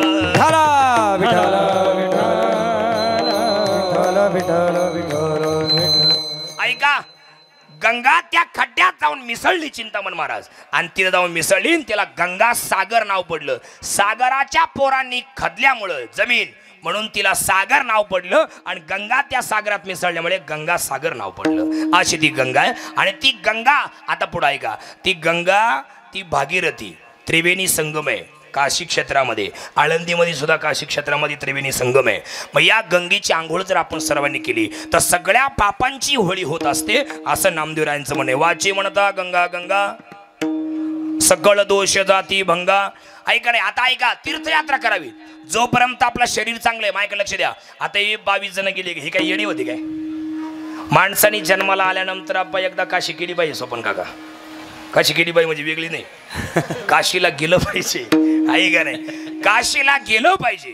आहे का नाही? पण एक वाक्य सांगतो तुम्हाला, आता हे 22 जण तुम्ही सगळे काशीला गेले होते, बरोबर की नाही? कुठे बसले सगळे माझ्याकडे बा, तुम्ही सगळे 22 तुम्ही सगळे काशीला गेले होते, बरोबर? काशीला जर तुम्ही गेले, द्वारकेला जर तुम्ही गेले, अयोध्येला जर तुम्ही गेले, माझ्या पुढे सगळ्या बसलेल्या बाया, माणसं, पाहुणे सगळे ऐका, तुम्ही काशीला गेले आणि पंढरपूरला जर नाही गेले तर काशीचं पुण्य मिळत नाही बरं का. आणि म्हणून तर पार किती गोड बोलले नामदेव महाराज, तुकाराम महाराज. काशीच्या 5 यात्रा, द्वारकेच्या 3 यात्रा, केल्याचं पुण्य एकदा पंढरपूरला गेल्यावर मिळत असतं. आहे काशी यात्रा 5 द्वारकेच्या 3. काशी यात्रा 5 द्वारकेच्या 3. काशी यात्रा 5 द्वारकेच्या 3. काशी यात्रा 5 द्वारकेच्या 3. पंढरपुरा एकदा गेल्या जाण. पंढरपुरा एका गेल्या जाण. पंढरपुरा एका गेल्या जाण. एकदा पंढरपूरला जा. आणि जर तुम्ही आता काशीहून जर आले आणि पंढरपूरला जर नसल गेले तर तुमची यात्रा सफल होणार नाही. म्हणून एकदा परत आळंदीची ट्रिप काढा आणि सगळे 22च्या 22 आळंदी म्हणजे पंढरपूरला जाऊन या आणि येता आळंदी पण करा. आहे का नाही. आता किती गोड पुरावा आहे. यमुमारा सगळे तुम्ही मस्त प्रमाण म्हणा किती गोड आहे बघा. जोपर्यंत शरीर रूपी घर चांगलं आहे, इंद्रियात ताकद आहे, म्हातारपण लांब आहे आणि आयुष्य शिल्लक आहे तोपर्यंत यात्रा करावी. जब हे सकळ सिद्ध आहे हात चालवया पाय तव तू आपुने स्वहित पाहे तीर्थयात्रे जाय चुकू नको. जब हे सकळ सिद्ध आहे हात चालवया पाय तव तू आपुने स्वहित पाहे तीर्थयात्रे जाय चुकू नको. जब हे सकळ सिद्ध आहे चालावया पाय तव तू आपुने स्वहित पाहे तीर्थयात्रे जाय चुकू नको. जब हे सकळ सिद्ध आहे हात चालावया पाय तव तू आपुने स्वहित पाहे तीर्थयात्रे जाय चुकू नको. जब हे सकळ तीर्थ आहे जब सकळ तीर्थ आहे हात चालवया पाय हात चालवया पाय तव तू आपुने स्वहित पाहे तीर्थयात्रे जाय चुकू नको. जब हे सकळ तीर्थ आहे हात चालवया पाय तव तू आपुने स्वहित पाहे तीर्थयात्रे जाय चुकू नको. चुकू नको. ऐका नाही बस. जोपर्यंत शरीर चांगलं आहे, इंद्रियात ताकद आहे, म्हातारपण लांब आहे आणि आयुष्य शिल्लक आहे तोपर्यंत काय करा. तीर्थयात्रा सुखे जाऊ वाचे विठ्ठल नाम घेऊ संता संगे सेवू वासुदेव धनेवरी. तीर्थयात्रा करावी, परमार्थ करावा. एक सांगू तुम्हाला, लोकांचं असं म्हणणं आहे म्हाताऱ्या लोकांनीच यात्रा करायची असते असं लोकांचं भ्रम आहे. कीर्तनाला सुद्धा म्हाताऱ्यांनी जायचं आणि तरुणांनी व्हॉट्सअप पाहायचं असं असतं काय ते. उलट जोपर्यंत शरीर चांगलं आहे, म्हातारपणात तुम्ही काय करणार आहे. म्हातारपणात कानाने ऐकायला येत नाही, नाक गळायला लागलं, तोंडाची बवडी वळायला लागली, पायाने चालता येत नाही, हात हात कापतात, मांडुगुडू घालते. तुम्ही म्हातारपणात म्हाताऱ्या बाईची मान पा, म्हाताऱ्या माणसाची मान पा. या अशी म्हाताऱ्या बाईची मान या अशी असती आणि म्हाताऱ्या बाबाची या अशी. याची कारण माहिती तुम्हाला काय. एक दिवस मी 15 मिनिटं पाहत होते. मी म्हणायचं म्हातारा झालं का बा आई ना आई झालं का बाबा. बाबा अशी करायची, आई अशी करायची, बाबाकडे पाहून आणि बाबा अशी करायची. मी डोकं लावलं. याचा अर्थ काय. याचा अर्थ असा आहे, म्हातारी आयुष्यभर सांगत होती तेल संपलं आणा, मीठ संपलं आणा. हा त्याचा अर्थ आहे. तुमच्या डोके कुठच्या कुठे गेले असतील. ऐक नाही. हा बाबा म्हणे नको नको पैसे नाही, नको नको पैसे नाही, असं असं करून ती मानत अशी अशी झाली. हाय का नाही. याला सुद्धा पुरावा आहे ना मायक. मज नाही हात पाय डोळा पडले झापड. मज नाही हात पाय डोळा पडले झापड. मज नाही हात पाय डोळा पडले झापड. मज नाही हात पाय डोळा पडले झापड. कर्णय बधीर झाले वाचा बोले बोबड. कर्णय बधीर झाले वाचा बोले बोबड. वाचा बोले बोबड. कर्णय बधीर झाले वाचा बोले बोबड. नकमुक गळू लागले लाडू आणि शेंबूड. नकमुक गळू लागले लाडू आणि शेंबूड. नकमुक गळू लागले लाडू आणि शेंबूड. नकमुक गळू लागले लाडू आणि शेंबूड. सोना परी गती झाली अवघ्या करती हाड हाड. सोना परी गती झाली अवघ्या करती हाड हाड.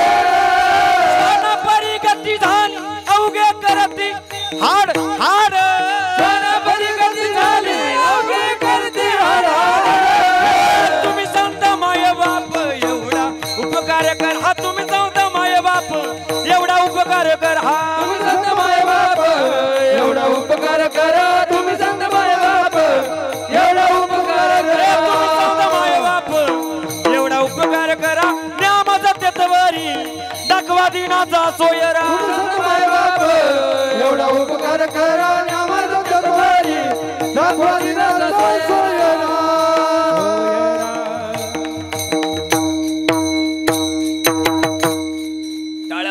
टाळ्या वाजव सर राहुल म्हणजे आता डायमंड झाला आता काही विषयच नाही राहिला मी त्या दिवशी बोललो मळ्यात 2च वर्ष थांबा माझ्या पुढे निघून जाणार तो सापडणारच नाही तो अजून कोणला आहे गणे आवाज आहे वक्तृत्व चांगलं आहे अभ्यास आहे आणि माणसं जोडण्याची कला आहे महाराज आहे का नाही 1.5 वर्षात तयार झालाय भाऊ 1.5 वर्षात अगोदर त्याची अवस्था काय होती सगळ्यांना पाठी सांगायची करत नाही कॅमेराचं ऐका नाही ऐका पण त्याच्या मला एक असं आहे महाराज त्याचे पप्पा कावळा शिवत नव्हते मी एक वाक्य बोललो होतो माझा लहान भाऊ म्हणून त्याला सांभाळील त्याच्याकडे दुर्लक्ष करणार नाही तेव्हा काकस्पर्शी झाला होता तेव्हापासून त्याच्यावर एवढी माया केली आज तो महाराष्ट्रभर पोहोचलाय याचं तुम्हाला समाधान वाटतं विठाल विठाल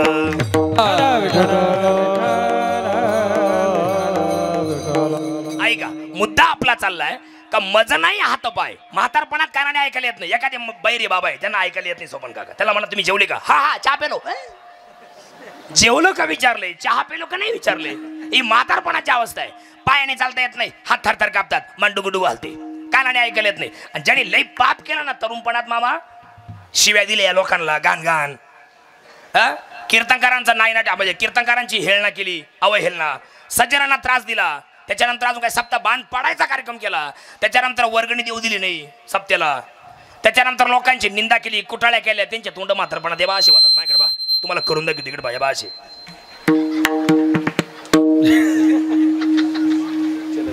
बघत बाबा हे बाश इकडे बा ना माझ्याकडे बा हे बा असे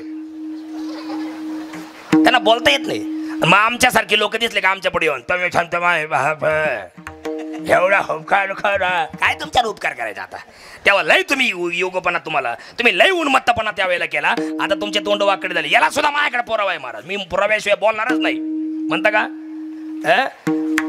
मुका झालो वाचा गेली मुका झालो वाचा गेली नाही ऐकले गायले गीत ऐका नाही केले कीर्तन श्रवण साधू संतांची निंदा केली त्यांनी वाचा पंगू झाली तोंडा असं झालं तुम्ही सांगते माय बाप काय उपकार करा त्यांच्यावरती ही म्हातारपणाची अवस्था आहे आणि मग श्वानापरी गती झाली कुत्र्यापरी लोक हाडाड करतात तेव्हा मात्र आपण एकटे उरतो त्यावेळेला आपलं कोणीच नाही राहत तेव्हा फक्त आपला परमेश्वर आहे तेव्हा लोक देवाची आठवण करतात पण देव सुद्धा त्यांना सहकार्य करत नाही विठाल विठाल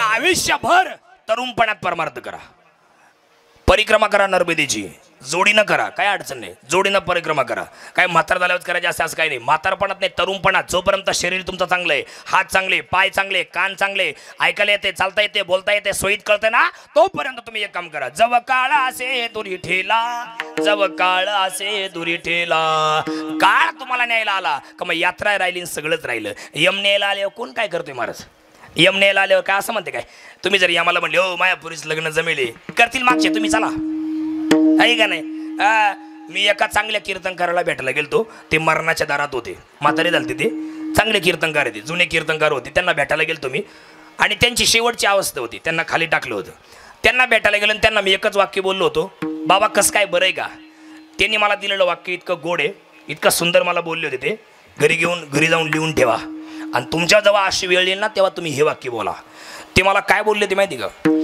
महाराज बॅग भरून तयार आहे फक्त गाडीची वाट पाहतोय काय वाक्य बॅग भरून तयार आहे फक्त गाडीची वाट पाहतोय यम रूपी गाडी आली जी येईल ती भगवंताची येऊ किंवा यमाची येऊ का मग मात्र तिकीट फाडायचं देवगाव आणि जगाचा निरोप घ्यायचा हे वाक्य सगळ्यांनी लिहून ठेवा काय आपल्याबरोबर येतोय महाराज काय हेवेदावे आपण करतोय कधीच कोणाशी वैर ठेवू नका ऐकणे कधीच कोणाची निंदा करू नका का आपल्या तोंडाने लोकांची ऐकणे निंदा करायची घरचं खाऊन लोकांचं धुणं धुवायचं काम करीत जाऊ नका आयुष्यभर एकमेकांशी प्रेमाने राहा एकमेकांची निंदा करू नका काही काही लोक घरचं खाऊन लोकांचं धुणं धुवायचं काम करतात आमच्या शेतामध्ये कांदे लागायचं काम चालू होतं कांदे लावायचं टोळीतल्या बाया होत्या आणि मी कीर्तन करून आलो होतो घरात बसलो होतो, त्यांनी मला पाहिलं नाही, महाराज आले घराच्या पाठीमागं कांदे लागण चालू होती, अशा निंदा करीत होते त्या या टोळीवाल्या बाया, जेवढ्या गाया वडायच्या तेवढी निंदा.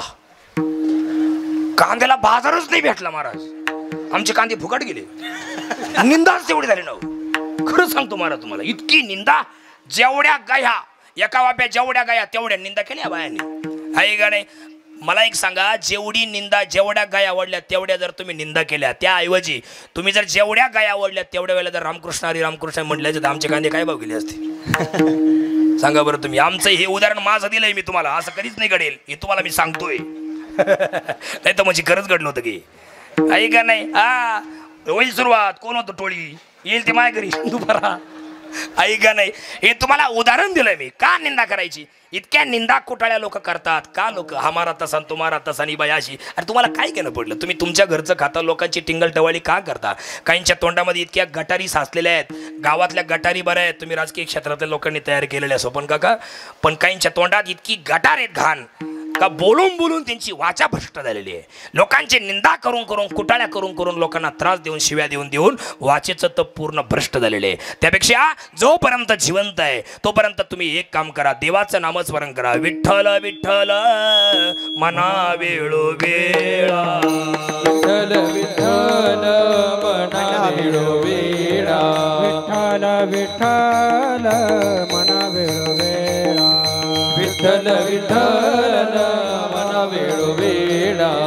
हा सुख सोहळा स्वर्गी नाही, हा सुख सोहळा स्वर्गी नाही, हा सुख सोहळा स्वर्गी नाही, हा सुख सोहळा. विठ्ठल विठ्ठल मना वेळोवेळा, हा सुख सोहळा स्वर्गी नाही, हा सुख सोहळा स्वर्गी नाही, हा सुख सोहळा स्वर्गी नाही. हो विठ्ठल विठ्ठल मना वेळोवेळा, हा सुख सोहळा स्वर्गी नाही, हा सुख सोहळा स्वर्गी नाही, सोहळा स्वर्गी नाही. सतत देवाचं नामस्मरण करा, सतत देवाचं भजन करा. हे बघा, देवाचं नामस्मरण करा म्हणजे तुमच्या बायका बरोबर सोडून द्या, घर पाडून टाका, देवाचं भजन करा असं अजिबात नाही. कुठल्याच संतांनी सांगितलं नाही जेशिपीनं घर पाडा, बायको पोरं बिरीत फेका, अजिबात नाही. उलट सुखाने संसार करा. सुखी करावा संसार न संडावे दोन्ही वार. सुखाने संसार करा. का निंदा करायची लोकांची. तुम्हाला एक वाक्य अजून सांगतो, मी कोणाला सांगत नाही पण आज सांगतो, तुम्ही सगळे आपल्याची म्हणून सांगतो. एक वाक्य असे महाराज, तुम्हाला एखाद्याचं तत्व जर नाही आवडलं, मी माझं सांगतोय, तुम्हाला बघा पटतंय का, नाही पटलं सोडून द्या, पटलं तर घ्या. मला जर एखाद्या माणसाचा राग आला सचिन, तर त्याचं मी तोंड सुद्धा पाहत नाही, त्याला विचारित सुद्धा नाही, तू माझ्याबद्दल असं का बोलला, तू त्या अमक्या अमक्या पोराला का बरं असं म्हणला माझ्याबद्दल, तू अमक्या अमक्या माणसाला माझ्याबद्दल का बरं असं बोलला, मी तुझं काही केलं का, तू का बरं माझी नाही, त्याला विचारायचं सुद्धा नाही.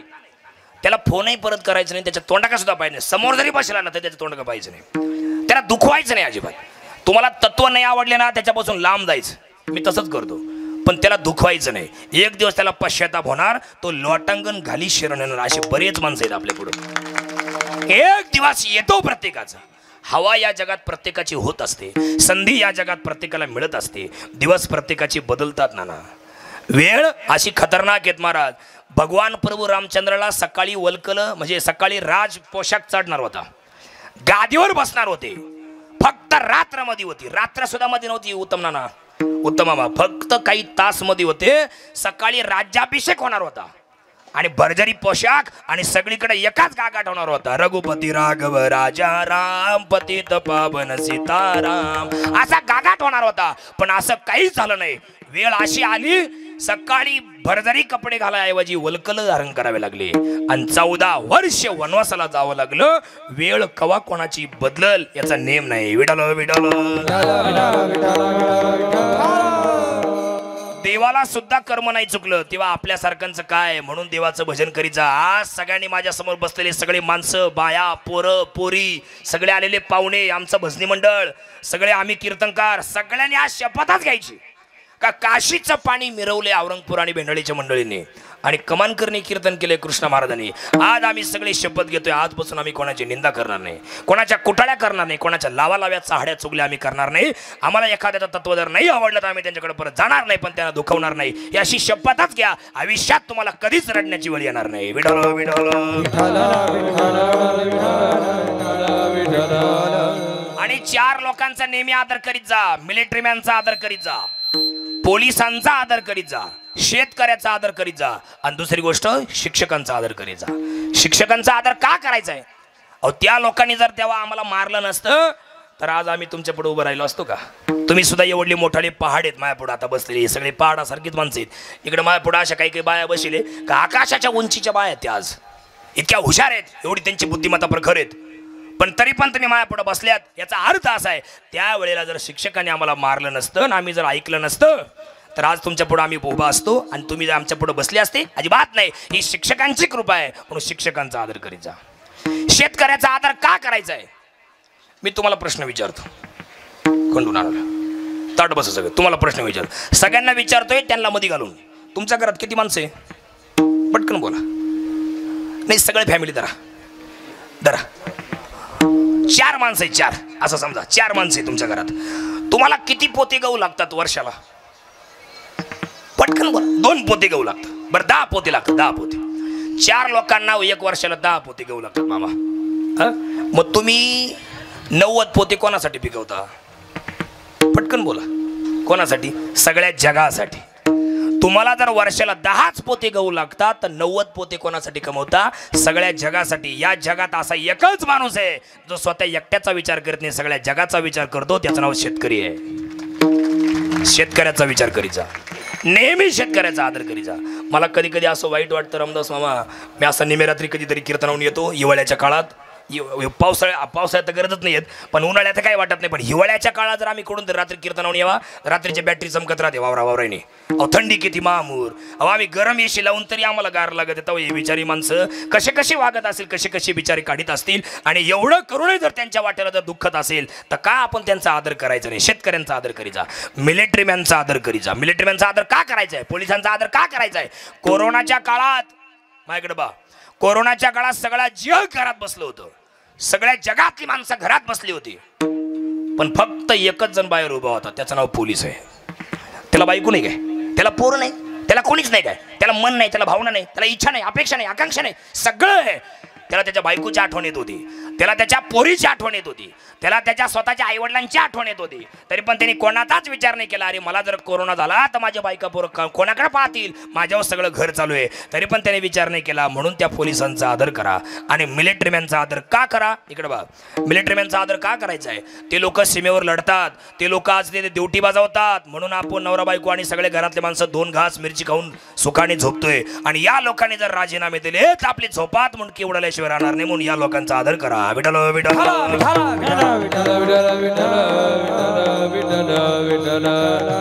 आणि आयुष्यभर समाधानी जीवन जगण्याचा प्रयत्न करा. एवढं बोलतो, काही मिनिटात कीर्तन थांबवणार. एकदा मोठ्या प्रेमाने भजन करा. विठोबा रखुमाई, विठोबा रखुमाई, विठोबा रखुमाई, विठोबा रखुमाई, विठोबा रखुमाई, विठोबा रखुमाई, जय विठोबा रखुमाई, विठोबा रखुमाई, विठोबा रखुमाई.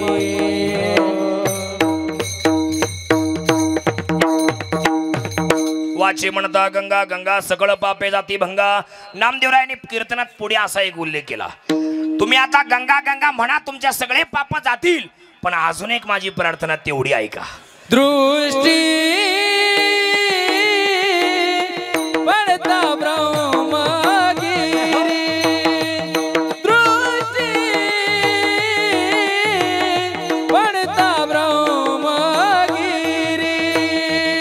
दृष्टी वा वा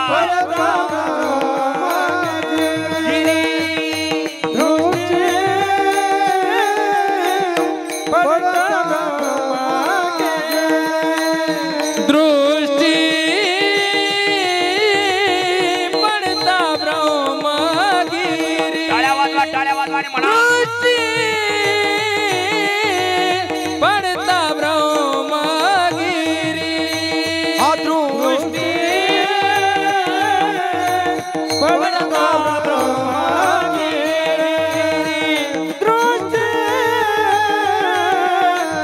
पडता ब्रह्मगिरी दया नाही यमपुरी दया नाही यमपुरी दया नाही यमपुरी दृष्टी पडता ब्रह्मगिरी दृष्टी पडता ब्रह्मगिरी दया नाही यमपुरी दया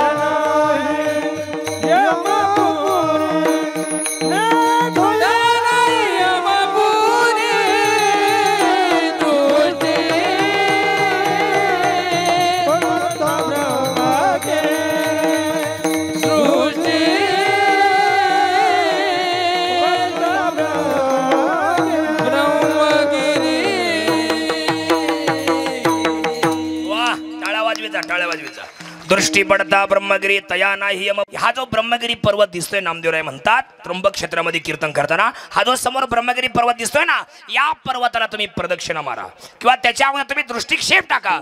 जर तुम्ही दृष्टी टाकली तर या तुमची यमपुरी चुकेल. आता याचा मतितार्थ असा आहे बरं का. तो ब्रह्मगिरी पर्वत म्हणजे कोण आहे? ब्रह्म साक्षात ब्रह्म थांबलेले आहे त्या ठिकाणी.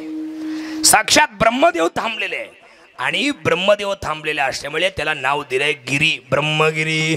त्या ब्रह्माला जर तुम्ही फेरी मारली त्या भगवान श्री महादेवाला जर तुम्ही फेरी मारली तर तुमची यमपुरी चुकेल. तुम्हाला कैलासात राहण्याला जागा मिळेल.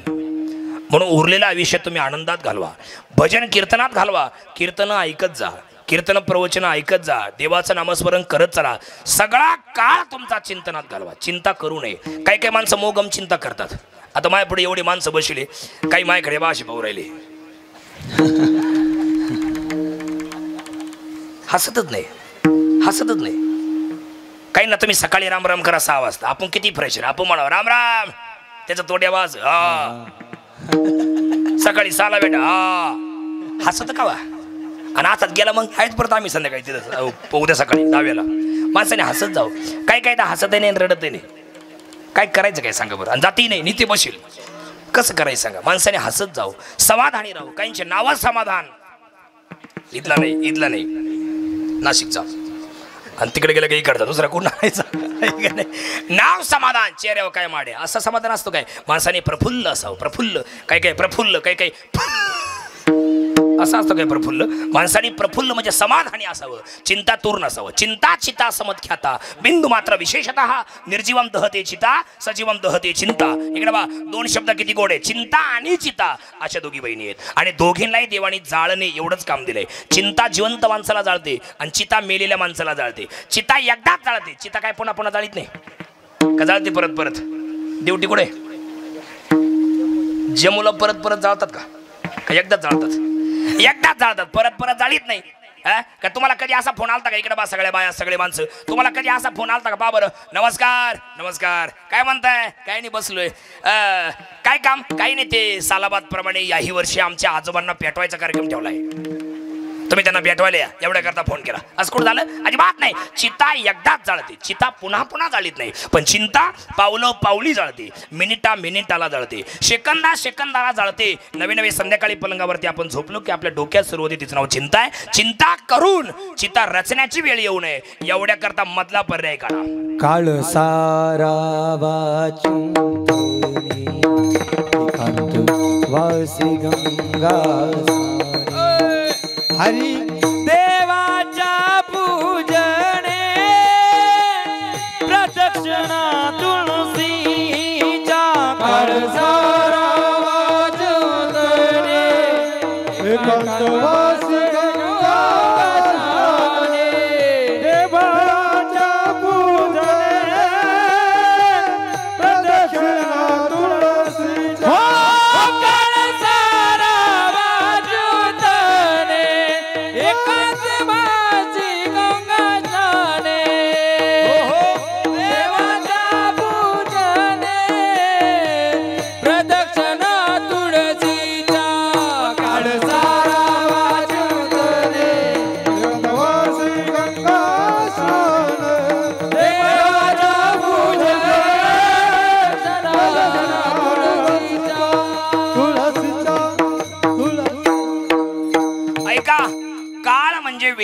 सारावा म्हणजे घालवावा असा ठेवावाच. काळ म्हणजे वेळ, सारावा म्हणजे घालवावा. चिंतनात माणसाने वेळ घालवा, चिंता करण्यात टाइमपास करू नये. एक उदाहरण सांगतो आणि थांबतो. आता लय ऊन लागायला लागले, सगळीची अवस्था फार वेगळी झाली. आता रुमाला फिरू फिरू ऐका नाही, ऐका थोड्या वेळ ऐका, 15-10 मिनिटं ऐका. काळ म्हणजे वेळ, सारावा म्हणजे घालवावा. चिंतनात माणसाने वेळ घालवा, चिंता करण्यात माणसाने टाइमपास करू नये. हे बघा, एकांतात देवाचं नामस्मरण करीत जा, लोकांतात देवाचं भजन कधी करायचं नाही. याचा अर्थ काळ वेळ नाम उच्चारित नाही हे खोटं आहे का? ज्ञानेश्वर महाराजांचं बरोबर आहे, माझे बरोबर आहे. काळ वेळ नाम उच्चारित नाही हे 23 तासांसाठी आहे. पण ऐका, 1 तास असा पाहिजे की तिथं देव आणि आपण दोघंच पाहिजे. देवा आणि मी तुझा नाही विचार, धन्य पुण्य रूप कैसा झाला संसार, धन्य पुण्य रूप कैसा झाला संसार. फक्त देव आणि आपण, दुसरं कोणीच नकोय.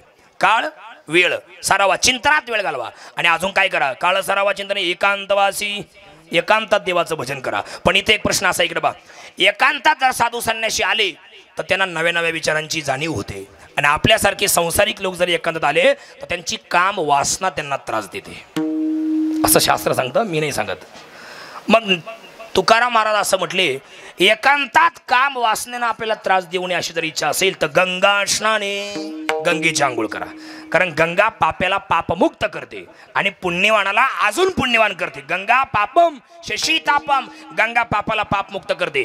आणि बघा, गंगा ही, गंगेचं प्रदूषण टाळलं पाहिजे. कोणाचे आई वडील जर वारले तर त्यांची राख नदीत नेऊन टाकू नका. ती राख गंगेचं प्रदूषण टाळा. आपल्या घरी घेऊन या, खड्डे खाना, त्या खड्ड्यात ती राख टाका आणि त्यांच्या नावाने झाडं लावा.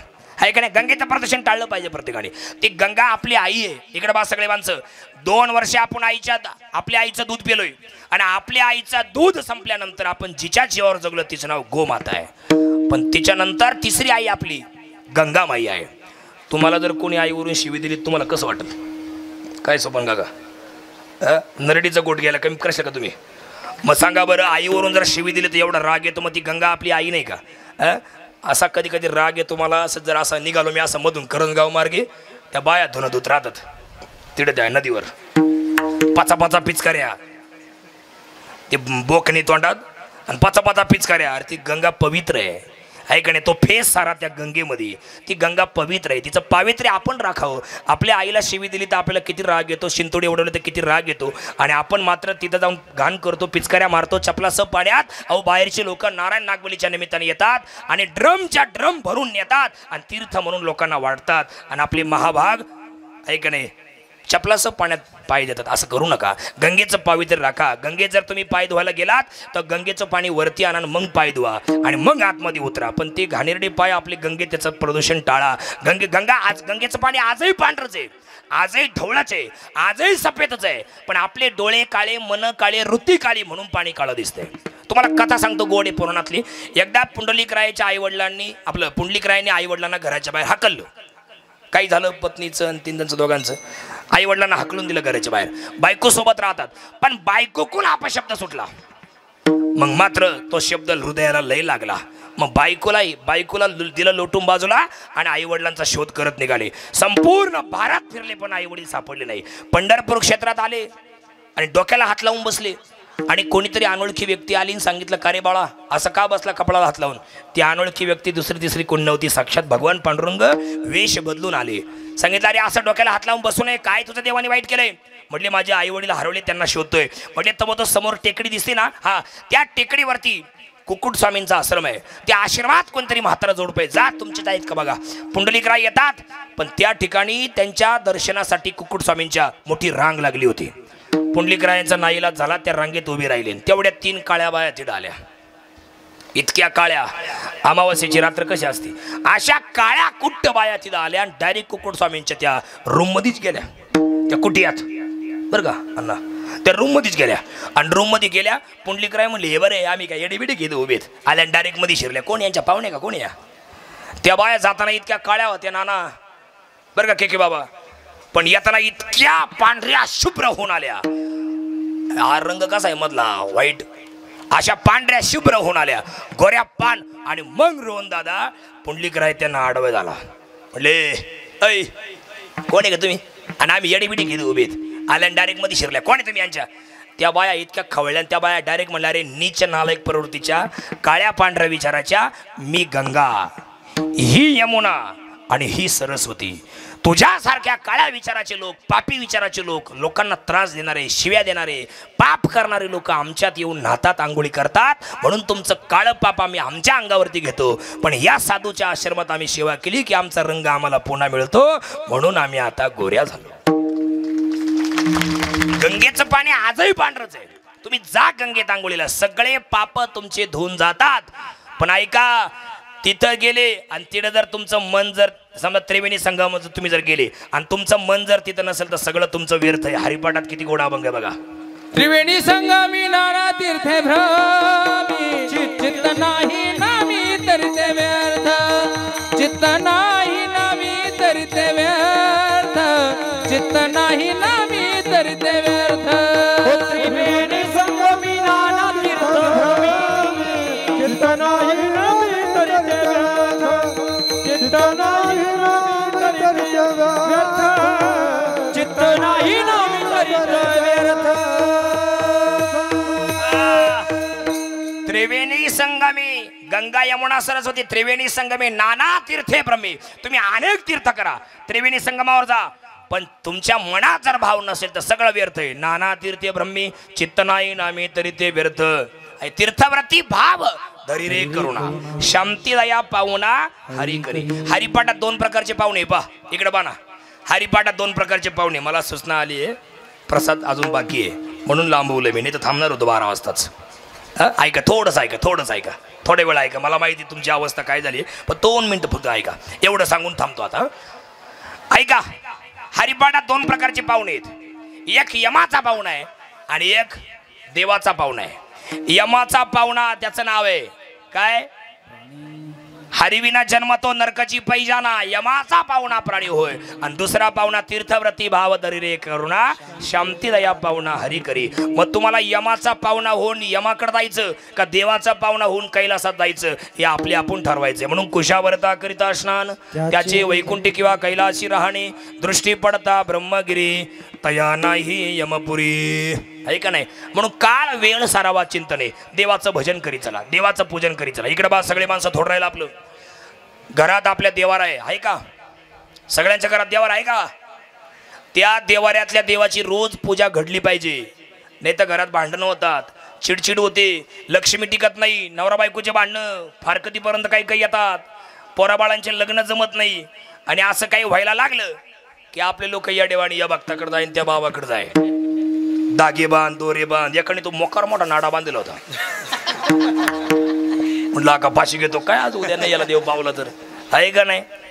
आपले काही खंडेरायाचे भक्त आहेत बाबा, ते काय असे दागे दोरे कोणाला देत नाही, पण काय काय असे आहेत महाराज, एक खा तुम्हाला मुलगा होईल. अरे एक खाल्यावर जर मुलगा झाला असता तर तुकाराम महाराज काय म्हटले, 986 पुत्र होती तरी का करणे लागे पती.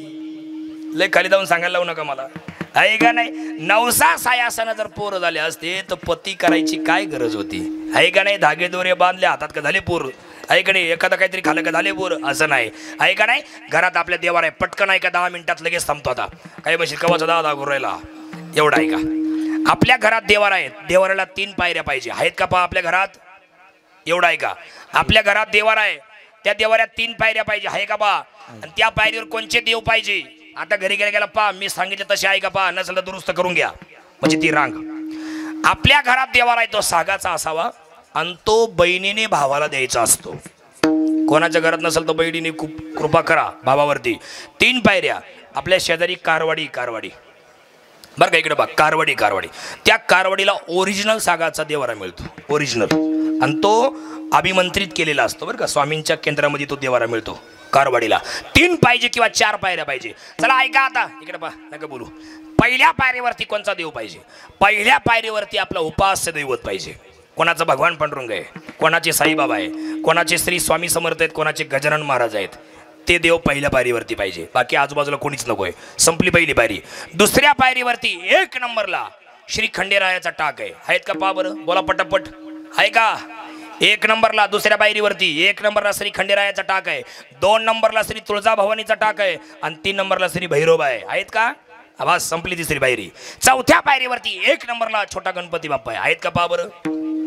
काहीतरी म्हणा. 1 नंबरला गणपती बाप्पा आहे, 2 नंबरला छोटा रंगनाथ बाळकृष्ण आहे, 3 नंबरला विठ्ठल रखुमाईची पितळेची मूर्ती आहे, 4 नंबरला मी देवाच्या पूजने याबद्दल बोलतोय, 4 नंबरला अन्नपूर्णा माता आहे, छोट्याशा वाटीमध्ये तांदूळ आहे आणि ते 15 दिवसाला बदलीत जा. काही नाही, देवाला आणला तवा तांदूळ बरे अजून बदलेल नाही. ऐका नाही शिंगीकर भाऊ, ऐका.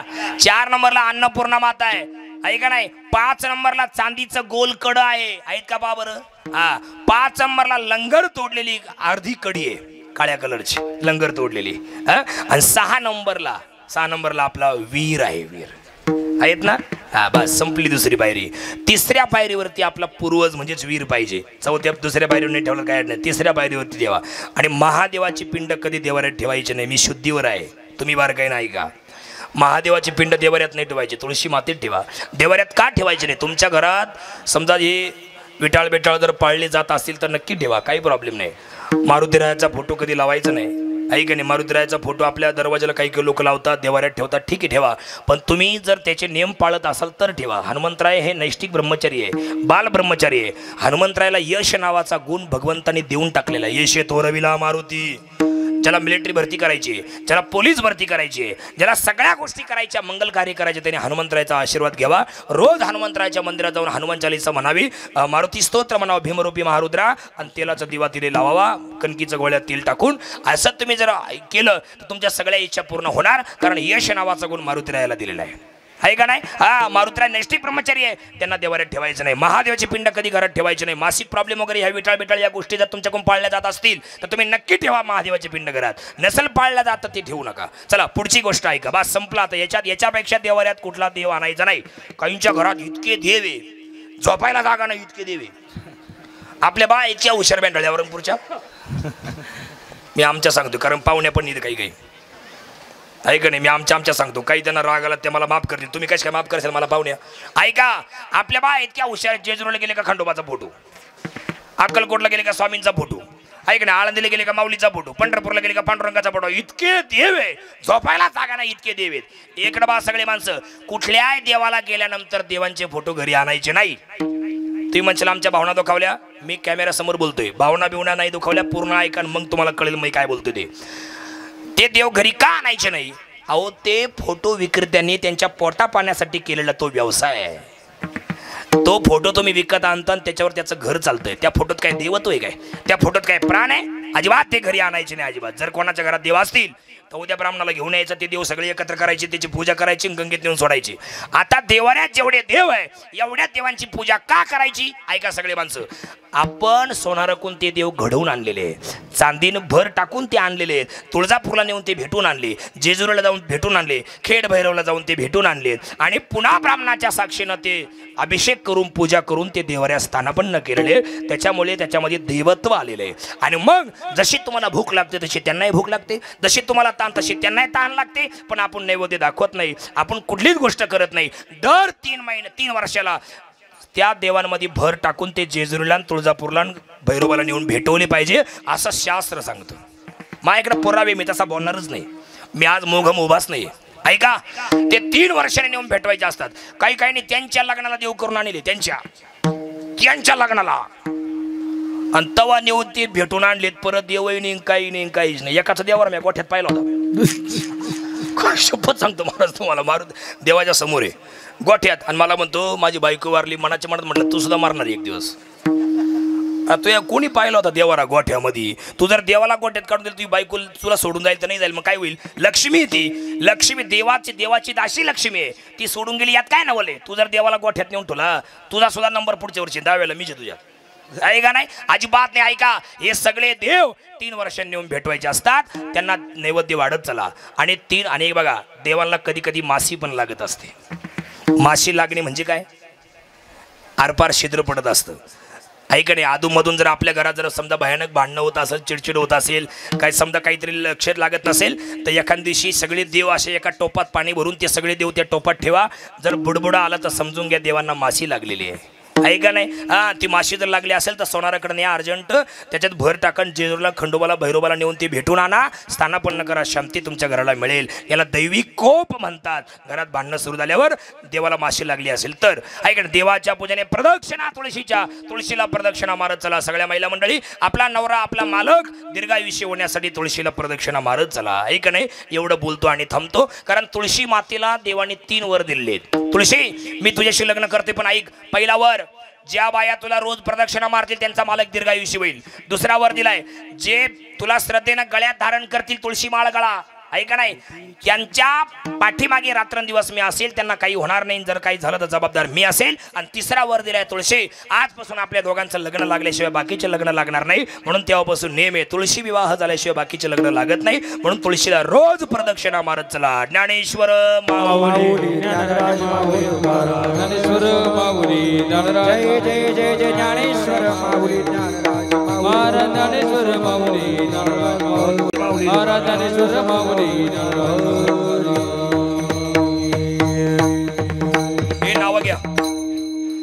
आपल्या या औरंगपूर आणि भेंडाळी गावातील संत सज्जन विचाराचे आणि अशी काही भाविक भक्त काशी यात्रेला जाऊन आले.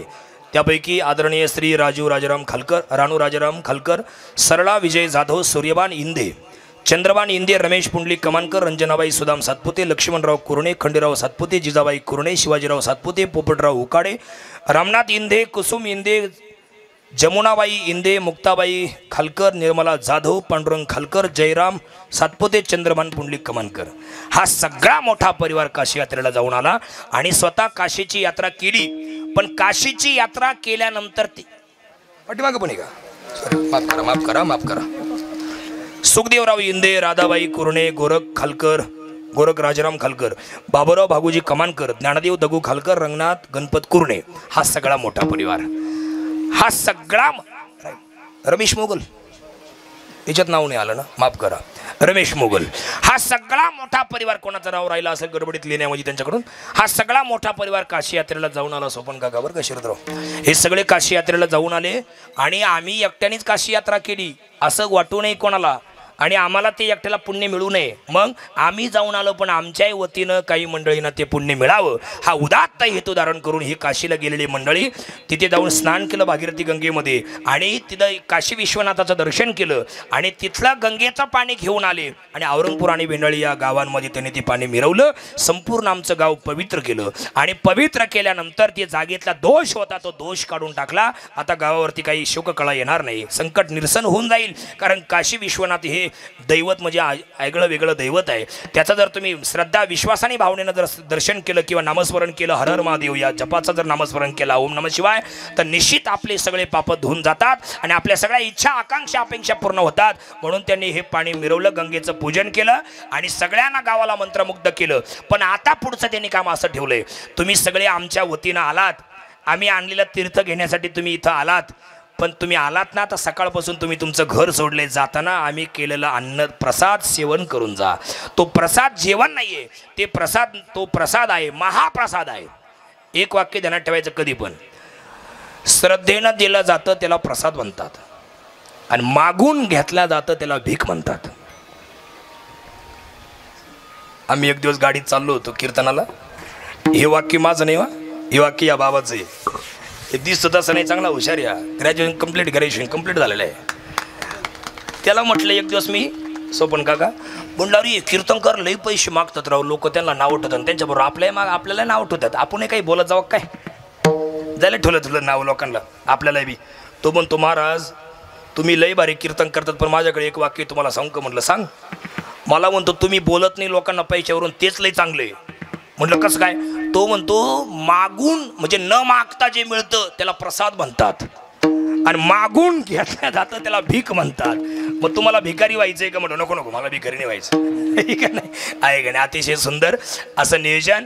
तुम्ही सगळे आलात, तर जाताना मात्र तुम्ही पाणी मिरवायला आलात, गंगा पूजन तुम्ही केलंय, जाताना मात्र आम्ही केलेला प्रसाद हा सेवन करा, मग घरी जा. निश्चित तुमच्या पापाची होळी होईल आणि मात्र पुण्य तुमचं उदयाला येईल. एवढं बोलतो आणि थांबतो. झालेली सेवा देवाचरणी अर्पण. या 22 जण काशीला जाऊन आले, तुम्हाला उदंड आयुष्य लाभो. आता काशी यात्रा तुम्ही घडून आणली, आहे का नाही? काशीला तुम्ही जाऊन आलात, पण परत एकदा ट्रिप काढा आणि एकदा पंढरपूरला जाऊन या. आहे का नाही? पंढरीचं दर्शन करा. कवाय जा तुम्ही, लगेच नका जाऊ, वर्षांनी 6 वर्षांनी कवाय जा. म्हणजे मी काय मला तारखेसाठी वशील लावित नाही.